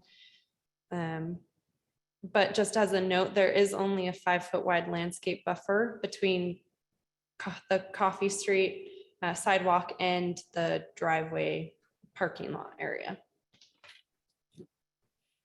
There is no proposed pedestrian connection from the sidewalk to the main site. And then piggybacking off that comment, there is no proposal of a sidewalk along Chinden. In accordance with the efforts that city has gone through with ITD and even ACHD, there would be a requirement of a 10-foot wide public pedestrian multi-use pathway along Chinden. And it would need to be not within ITD's right of way, but on the property itself with an easement across it.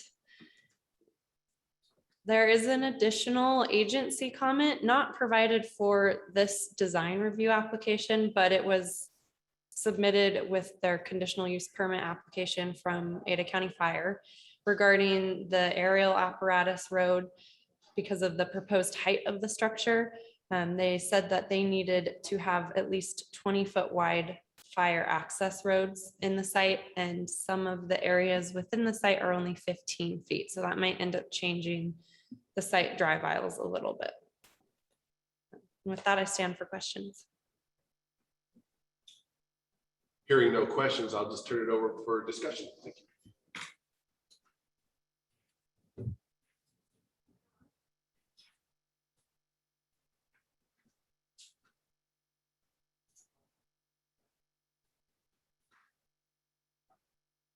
Yeah, I think the biggest impact is that Chinden easement, because it looks like right now the building is maybe only 10 feet from the property line. So if that's all an easement, then it needs to move further in to have any sort of landscape buffer between that pedestrian bicycle path and the building itself. And then, as Hannah mentioned, you know, what's the, and maybe the applicant can speak to that, is what's going on in the building. Obviously, there's cars driving through being washed, but is there employee break room? Is there employee, you know, an area for staff that we would want to be able to get staff from the sidewalks, whether on Chinden or on Coffee, to work, basically. So some sort of marked path across the, you know, maybe that exit shoehorn down at the bottom. Maybe there's a path that comes across from the Coffee Street sidewalk over to that landscape island or through that landscape island. Just some type of connectivity.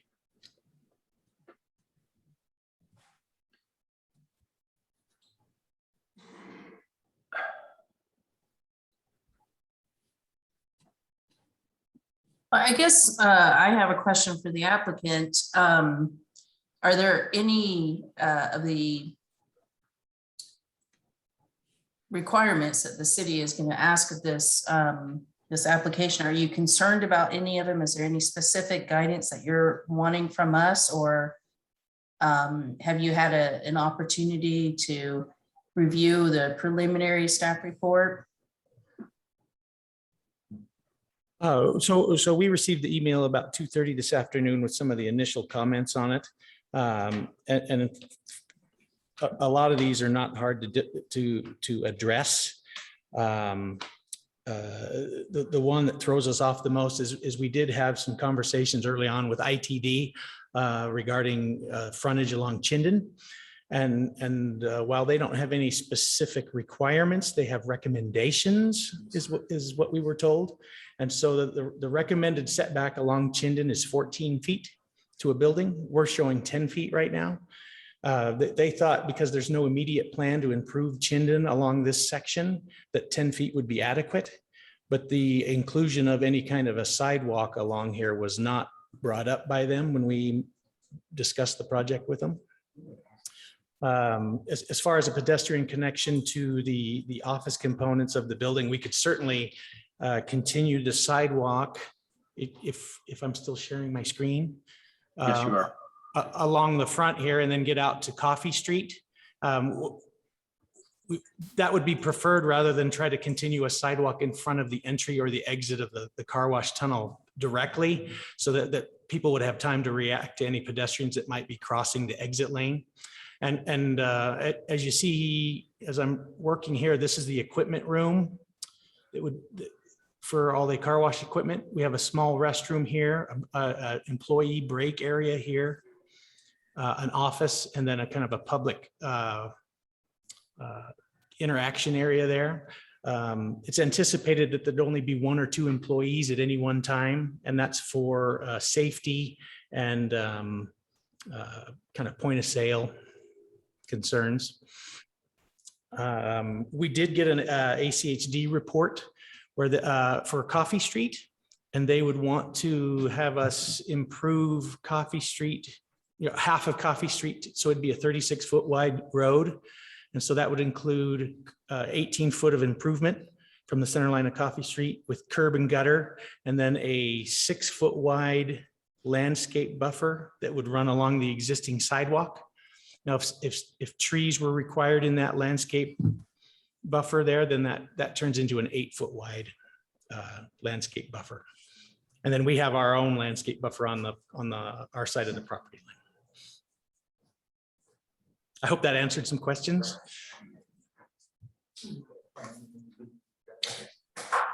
Yeah, I mean, I'm just wondering if usually when applicants come in for a pre-design, they're looking for specific advice or guidance, or want to talk about one of the requirements on, maybe they're not sure how to comply with 1 or 2 of the design elements.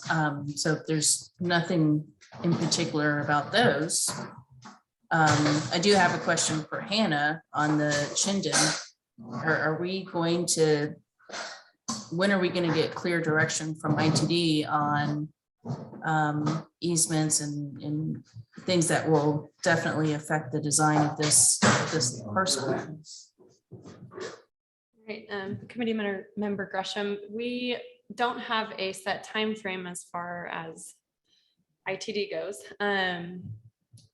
The conversation of improving Chinden has been ongoing for years. I don't think that there are any plans in the makings right now that would give us the answers that we're wanting within the time frame of this development being completed. And if I may, our concern when we initially started looking at this project was to improvements along Chinden, and it took us months to get a hold of anyone at ITD who'd actually talk to us. And when we finally did, it was valuable information, but the site's so tight and an odd configuration that a 10-foot sidewalk on our side of the property line would probably kill the project. It just doesn't fit anymore. Hannah, the multi-use pathway, I guess more correctly, the Chinden Boulevard Sidewalk Development Plan. I mean, that's Garden City's intent, and detached sidewalk is Garden City's code. So I guess I don't think there's any way around it from my view at it at this point. Right, so we have that plan from between Maple Grove and Glenwood Street, that there's the requirement to install the 10-foot wide multi-use pathway. And we do have that plan, and we have worked with ITD to come up with that plan, which is what we have both adopted in order to get better pedestrian and bike access along that portion of Chinden. But it's only for that portion of Chinden. So when we talk about the 5-foot wide detached sidewalk along Chinden, it's after Glenwood, more towards the east in all those other developments. But this section of Chinden does have a plan set in place to require the 10-foot wide multi-use pathway. So it's not we haven't heard from ITD, therefore we don't need to do it. It's the plan's in place, we have to do it. Correct. The plan is in place. It would need to be done within the property, not within the ITD right of way. Where there might be some confusion is that ITD doesn't have a corridor wide adopted plan for within their own right of way. Maybe like with what ACHD might have with other properties.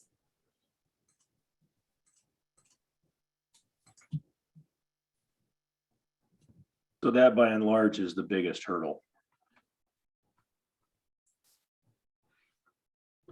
Yes.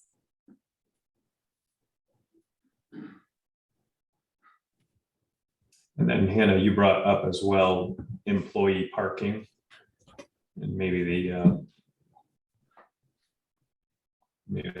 applicant can address that. If what you were suggesting was that there's 13 vacuum stations, but no additional parking spots.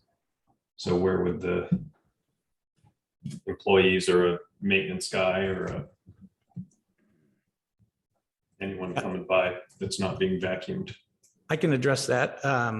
So that is correct. We have 13 parking stalls and one accessible loading zone at this time. What happens at other facilities is, and especially at this one where there'd be 1 or 2 employees, is that those employees use one of those vacuum stalls to park. Or 1 or 2.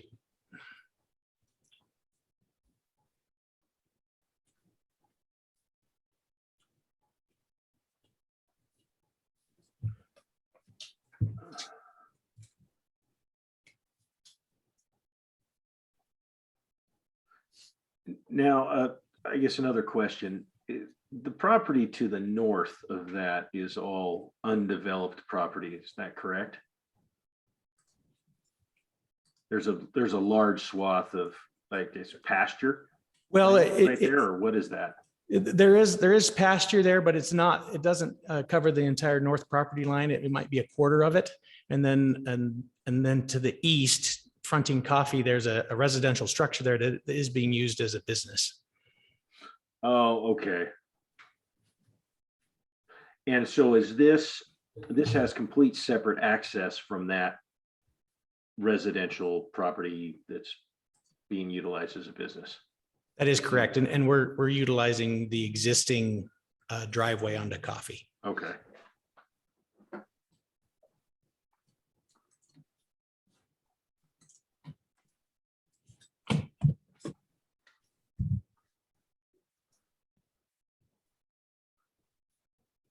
I don't have any other comments unless there's something specific from the applicant that they want to get our kind of input or. I may have one question for Ms. Veal, and this may be the wrong form to bring it up, but the zoning and the use, which we'll address in the conditional use. I mean, is that worth bringing up at this time, or do we want to wait for the conditional use for that? I mean, it's up to you. the fact that you are a car washing facility is a conditional use within our Garden City code, and that's what's triggering you to go through the conditional use permit process. So we can Is wait for that then. Yeah, you can wait.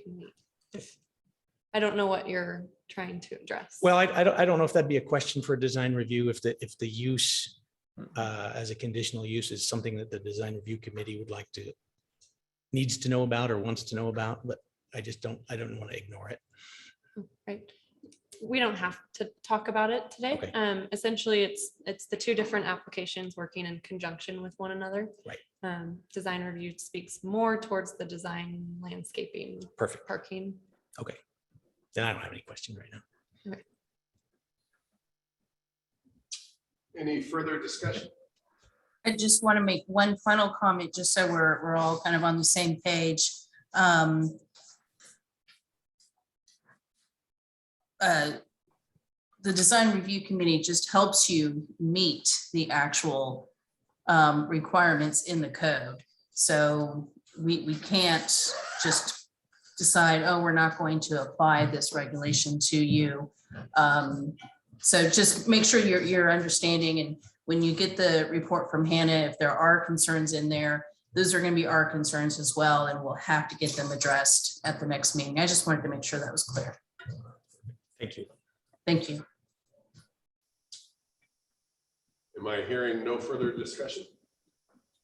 Correct. Okay, all right. So Thank you. Mr. Beard. Is that it? That's it. That's all I Okay. got. Thank you, Mr. Beard. Thank you. Okay, we're gonna take up the last item on the agenda. It's DSR FY 2022-0001. It's a design review. The applicant is Jeff Hatch with Hatch Design Architects. He's requesting new construction at 6845 North Gardner Lane. It's a C2 general commercial district. I'm going to ask, it's getting close to 5. I'm going to respectfully request if we could maybe wrap this up and adjourn around 5:30, and if we have to continue it or something, that would be fine. And ultimately, it's up to the committee. But I'm going to request that hopefully we can get this wrapped up around 5:30. That being said, Mr. Hatch, the floor is yours. If we can get your name and address for the record, sir. Sure.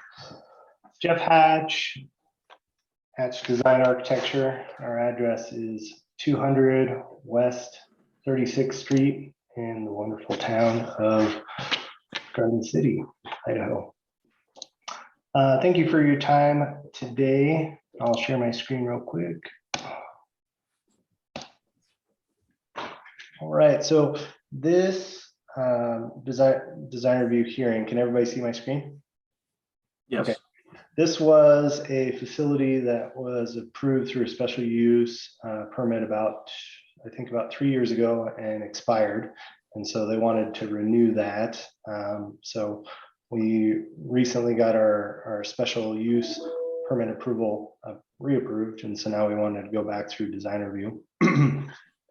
So thank you for your time today. In review of the staff report, there were a couple comments, but just to start familiarizing ourselves with the site. Our site is on the corner of Carlton Bay and Gardner Lane, which is just off of State Street. We have a assisted living center to kind of the south and east. We have some bare land and a funeral home to the west. We have the Human Bean to the north. We have some townhomes kind of to the southwest of the site. A couple comments in the staff report. There's some consideration of the parking, which I'll touch base with. We're proposing 15 parking spaces with 4 that are on street, which are part of the discussion. There were some comments about pedestrian accessibility, which I'll go over. Some additional comments on landscaping, and then consideration of the perimeter landscaping in relationship to parking to the south. So here's our currently submitted landscaping plan, which is deficient. 1 tree on Gardner, which I think we can address. And then the other concern was the landscaping on the south. So with those considerations, we went ahead and revised the concerns with the parking, landscaping, and access, so that we've now adjusted or modified from parking that went, you would be backing up blind to the corner. We've adjusted that so that now you're backing up towards the corner so you have better visibility. Although we previously didn't have access off of the sidewalk, we were using the existing pedestrian access to the south. Staff has requested and recommended that we provide access to the front. So we've done that and addressed it at this location. We're proposing a bike rack now, and then we've actually pulled the pedestrian sidewalk off of the building to provide a small landscaping buffer for some grasses, some shrubs, and also some architectural panels that can grow vines. Because it's south facing, we feel like we can get a little bit creative with some of the landscaping features in that area. And so with that, wanted to show the latest elevations that we have.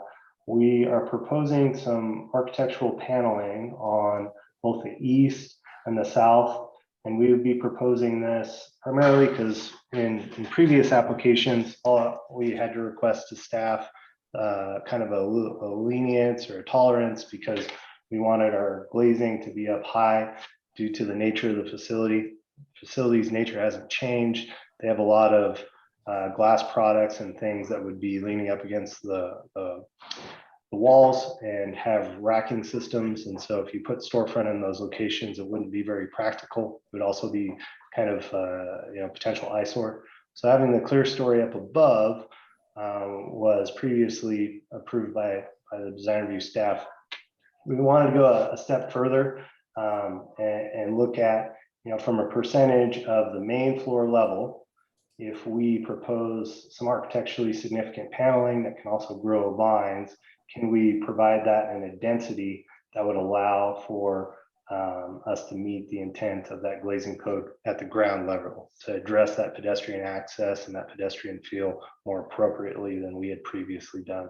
So if we're going to resubmit to you guys, we want to at least make sure that we kind of took what you previously said and approve upon what was previously approved. So with that, the red is the ground floor level to the second floor mezzanine. And with that, we've calculated our tabulations. So on our north facade, we exceed just in glazing. On the south facade, we would be proposing that architecturally significant paneling to exceed the requirement of glazing. So we're not requesting a reduction in the glazing requirement. We're just proposing an alteration for an additional architectural feature, landscape feature, to offset the glazing that's at the ground floor level. We still have glazing that's in excess above, but we wanted to make sure we were addressing that pedestrian connectivity. On the eastern facade, we have a little bit of glazing. With our architectural feature, we would be in excess of what's required. And then on the western facade, our glazing is just fine. So on the two primary facades that we were deficient, I just wanted to show those architectural features so you could see how that starts to break up the facade, create some of that visual interest that glazing creates, so that we can kind of understand that, as well as in working with our landscape architect, the type of landscape feature we'd want to create for that buffer. And with that, I will stand for any initial questions, comments, considerations. Yeah, Jeff, how much so in front of those landscape screening elements that you got there on the facade, what is the width of actual landscape that you're able to get along the building at that location? Right now, we're proposing a 7-foot wide sidewalk, which I think, we could reduce that to some extent. But with that and talking with our landscaper, they're able to put tall grasses in a width of 2 feet. And so we achieved 2 feet so that we could create some grasses and shrubs. That also gives us room for irrigation for the vines so that those can grow up, those vegetated elements. So we are proposing a buffer between the building itself and the sidewalk to create that effect. Okay, of about 2 feet, basically. Correct. Okay. And then based on our current proposed site plan, you see we do have landscaping on both bookends of the parking. And then landscaping is more robust on the east. So it'd really be along here that we're wanting to apply this density, both from an architectural standpoint, but also to increase the landscaping pedestrian feel on that side. Can you go to that site plan with the street parking? Yep. So if I come in on Gardner Lane Mhm. and then I take a right, then I do a U-turn to get into that new parking that's on the street. Correct. And really the new parking came from kind of two considerations that came out of our neighborhood meeting, and this will change from what our previous design was. First consideration was for employee parking during the days. It's nice to have them park here because they don't really go anywhere. You got the barbecue place across the way and Human Being has food. So they would mostly just kind of have these as static spaces. But what the neighbors, especially the townhome folks, said is they really would like to have some on-street parking for guests. So in the evenings when they're closed, they can utilize these parking spaces as guest parking for the townhomes. And that was a request from the neighbors. We said, well, I think we can try to address that. Those parking spaces are in excess of what we need for the site, and they would really just be acting as kind of ancillary. And then to follow that up, I see now that it's a private drive, but I don't know of any jurisdiction that allows you to back up facing traffic. So to back out of there, you're then facing into traffic and driving the wrong way while you get over into your right lane. Having said that, I don't know that in our previous discussions, it was an issue of how the cars got in and out to those spots. I think the issue was that those spots were there at all, like that there was street parking that was that there was basically a parking lot between the street and the building. And I can stand corrected on that in my memory of that discussion. There was no discussion previously, Derek. This is kind of a new thing that came out of our neighborhood meeting, which has been a topic. We're concerned if we mirrored that parking, you would be backing into the lane of traffic, but then your adjacency to that corner is a concern if you have parking spaces that are mirrored. It may be that you are backing into your lane, which we could set them up that way so that they're set up this way.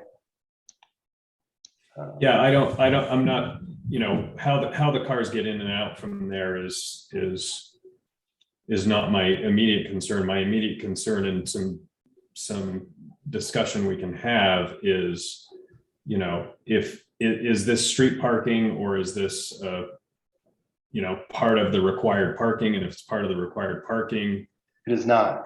Okay. So it's street parking and you're using an alternative method for street parking. We're, by code, we're required 7.2 parking spaces. We have 11 on site, including our ADA. Right now, at their current location, they operated with 2 parking spaces for probably 2 decades before they added a parking lot expansion. So they don't need a ton of parking, both from a pedestrian standpoint. And most of the vehicles that are coming are being serviced, and then other people are grabbing a coffee or something while they wait. And then the balance of their stuff is done off site. So really those parking spaces are proposed, one from kind of a daytime employee standpoint, but more to address some of the neighbors' concerns of, if you can get any on-street parking, that'd be great. What I'm hearing from Commissioner Hurd is that maybe, we want to go away from angled parking, maybe propose like parallel parking at that location, so that then we're eliminating the concern for angled parking and safety and going to something that's more readily familiar of traditional parallel parking.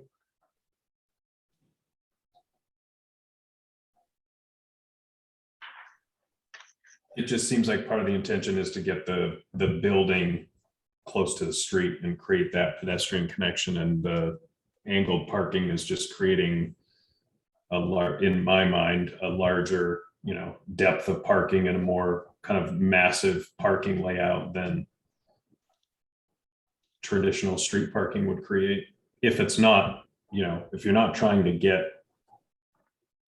a quantity of parking spaces, yeah. We're just trying to be a good neighbor. So, yeah, I mean, we could propose between 2 and 3 parallel parking stalls there in lieu of the angled parking. Probably increase the landscaping a little bit as well. If I may interrupt too, it might help resolve this conversation. There is a section in Garden City Code 84D3 that says that the car cannot back up into a public or a private right of way.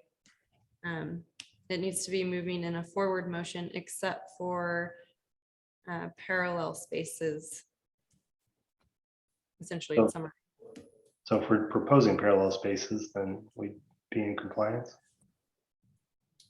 Yes, if those are parallel, it would be in compliance, but as they are shown on the shared screen right now, and as you proposed in the submitted plans, that was not compliant to begin. Right, the angled parking, understood. Right. Okay.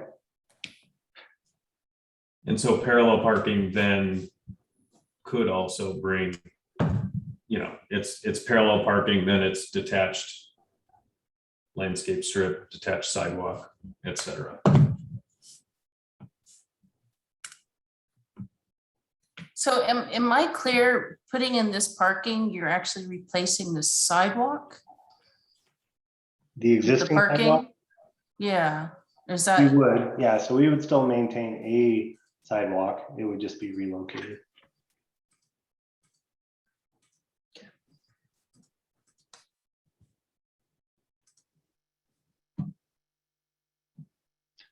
Okay. All right. And I'd just like to be clear that by having the parallel parking spaces on the street, you would be keeping the existing detached sidewalk there, or are you proposing to remove the sidewalk still and then put parallel? Well, the existing sidewalks way out here, so if we're proposing parallel parkings, that would be parallel parking on the street. So is the existing sidewalk attached? Yeah. Curb gutter sidewalk on the street? Okay.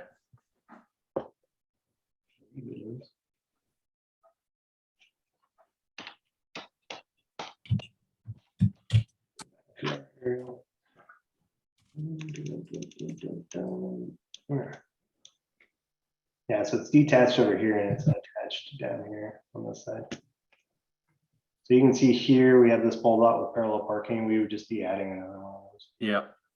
Essentially.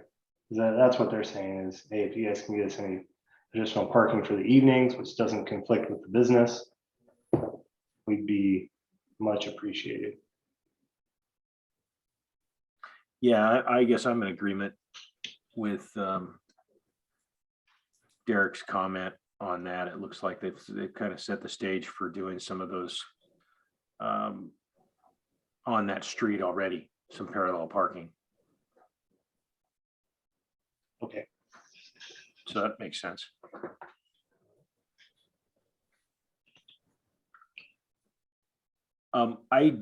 I don't have any concerns with the green screen architectural elements as we've looked at that before as a way to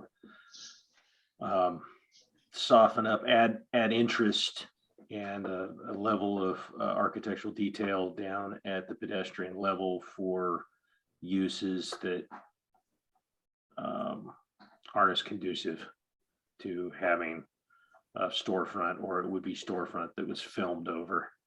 I think that's giving you the same, achieving the same in doing some type of architectural element there. Yeah, I struggle with it just because it's both of the prominent street elevations are just split face CMU block, right? And the two, you know, beautiful in air quotes elevations are facing the parking lot, right? It's like, I just want to flip the whole building around and put the, you know, what is public facing and glass facade and office front. I want to face that to the street, and it's not. We're just seeing the kind of, we're seeing the two back ends of the building instead of the two front ends of the building. So Didn't we have, yeah, I apologize, Derek, please. No, go ahead. I feel like we had this exact same conversation when it first came through.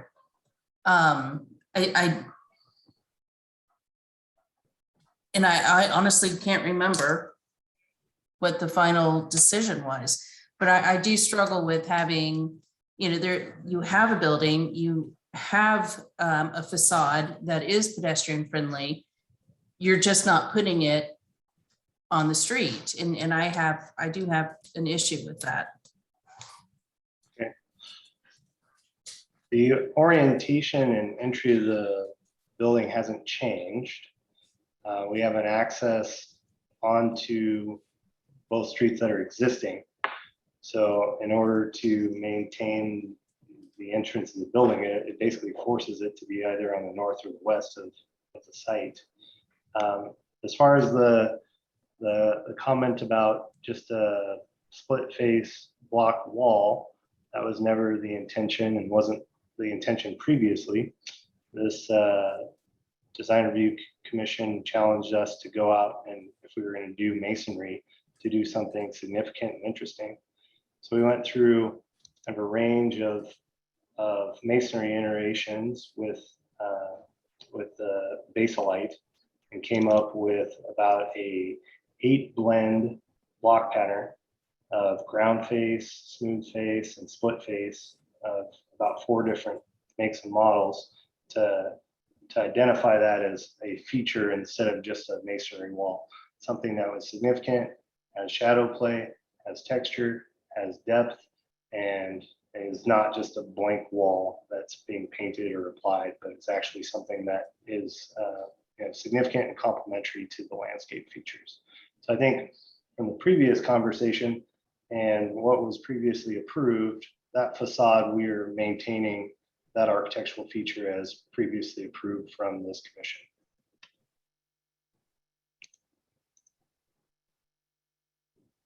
Can you go to that perspective of the street views? So all this feature throughout the facade. Yeah, I really want to see the office storefront, if for lack of better words, on the street.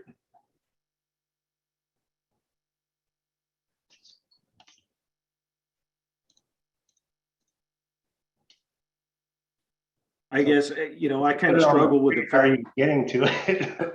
It's all your parking's over here, other than those parallel parking stalls, I guess.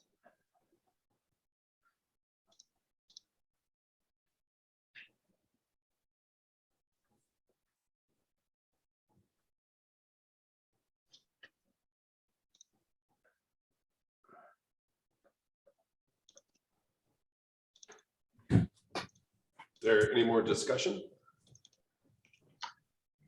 Yeah, I mean, our previous approval had the entrance right here, and we had that kind of weird access angle with those facades being basically the same. So the orientation, and in this case, the public access point really hasn't changed other than providing this access point as requested. I can remember some of this discussion, you know, back at that point in time, and just, you know, my feeling is the visual connection to State Street is an important one that we can't overlook. The fact that it's sitting back a lot deep versus the relationship on the private drives, I still think in my mind to have that visual connection on the main highway is important to the location of where that entrance is. Again, the location, we're almost 24 feet up on a 2-story volume versus the human being, which is 1-story. The location of the signage and entry that stayed almost exactly the same as what was previously approved. And Gardner Lane is private drive too, in essence, or in actuality? Yeah, they're both private drives.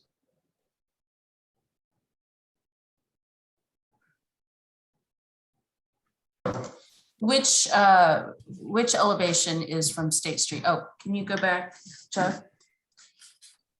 So, part of the reason why in the original submittal we had this angle is so that you would address State Street from both sides, and that hasn't really changed.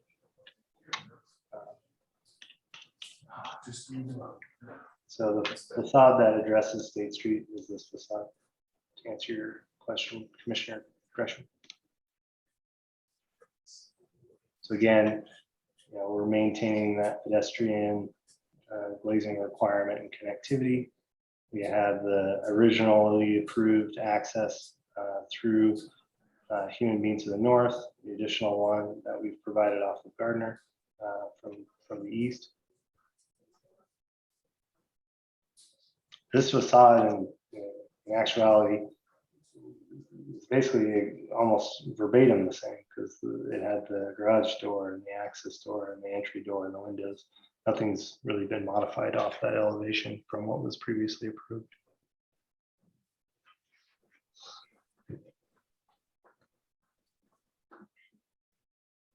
Yeah, I'm struggling with the condition that Charles is going to make us repeat out loud and all agree to, that says that this addresses the pedestrian and it addresses the, connectivity to the street. And I'm struggling with that being State Street that's, 200 feet away across a whole nother property and across 2 parking lots and drive through aisles. I'm having trouble seeing that north elevation. I'm having a good time seeing the north elevation connecting to pedestrian scale, but it's just facing the wrong way. It's not connecting to the pedestrian scale of the street that this project's actually on. So that's all I have to say about that.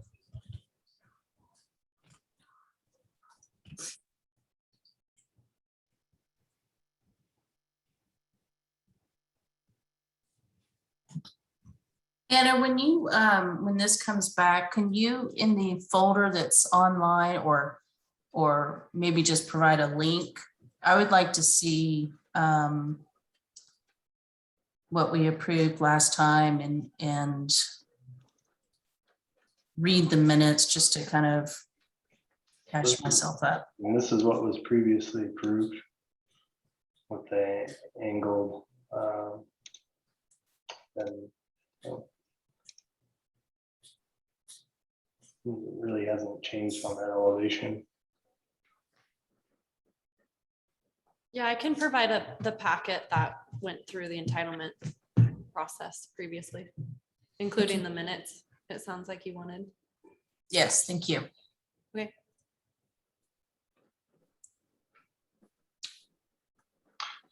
Any further discussion? So I have clear direction on the parallel parking and addressing that southern facade. It sounds like Commissioner, I always get your name wrong. Is it Commissioner Labrie? It's Labrie. Labrie. It's a simple version. Commissioner Labrie, in regards to the architectural panels, it sounds like Commissioner Hurd maybe does not necessarily agree with that. So we can take those comments back, both from a landscape standpoint and also an architectural feature standpoint, to try to address that more appropriately. At this time, based on the previous approval and the function of the site, I would encourage the commission to consider leaving the office where it previously was and kind of working within the confines of what was previously approved. But I can definitely, make modifications if you guys have any other directives or considerations for us to take back to the ownership.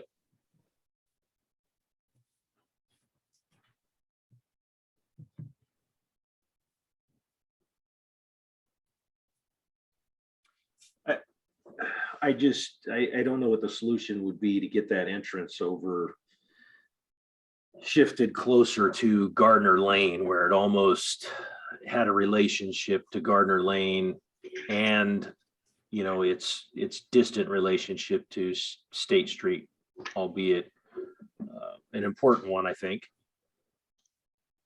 I don't know if the circulation still works the way that you want it to work in doing something like that. But maybe as a suggestion, that might be a way to accomplish both, create a stronger relationship with Gardner Lane and address that side. But yeah, I mean,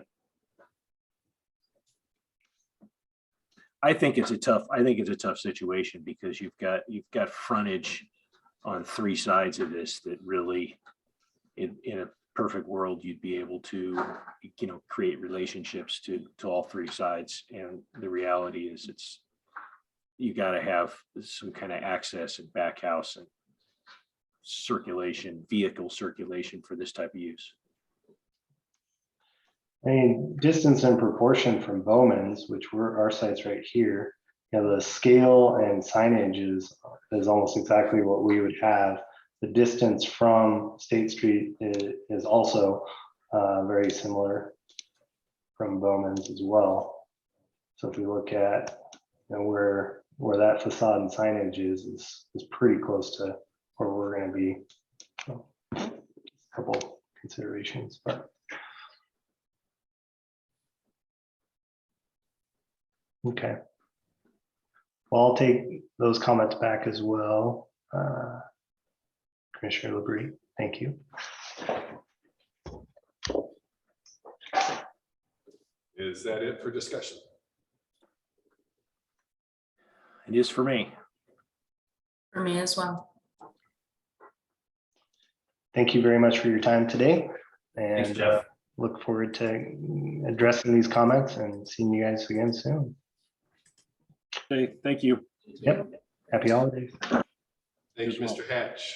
Moving on the agenda, there's no discussion, so I would entertain a motion to adjourn. So moved. Second. Motion and a second. We are adjourned at 5:29. Perfect. Can I ask a question? Yes. In future meetings, are we going to have to go through the entire decision document? Because that's a new one for us. Yeah, and that's fine. I just wanted to know, because normally when we make a motion, we're including the decision document, or we note if there's changes like additional comments or conditions. And I'm just curious. It helps me out. If it gets appealed, it helps me out in front of council, and I've been making the council go standard by standard. So it helps out. It helps out me. If it's not a huge burden, that would be my preference. Okay. Sometimes with the council, sometimes they are, they disagree with the wording that staff has proposed, so they tweak the wording from time to time. So yeah, that's my preference. Yeah. All I do is give legal advice, but that would be my legal preference. Yes. Okay. Thank you. Okay. Thanks, everybody. Happy holidays, you guys. You as well. Thanks. Take care. Bye. Bye.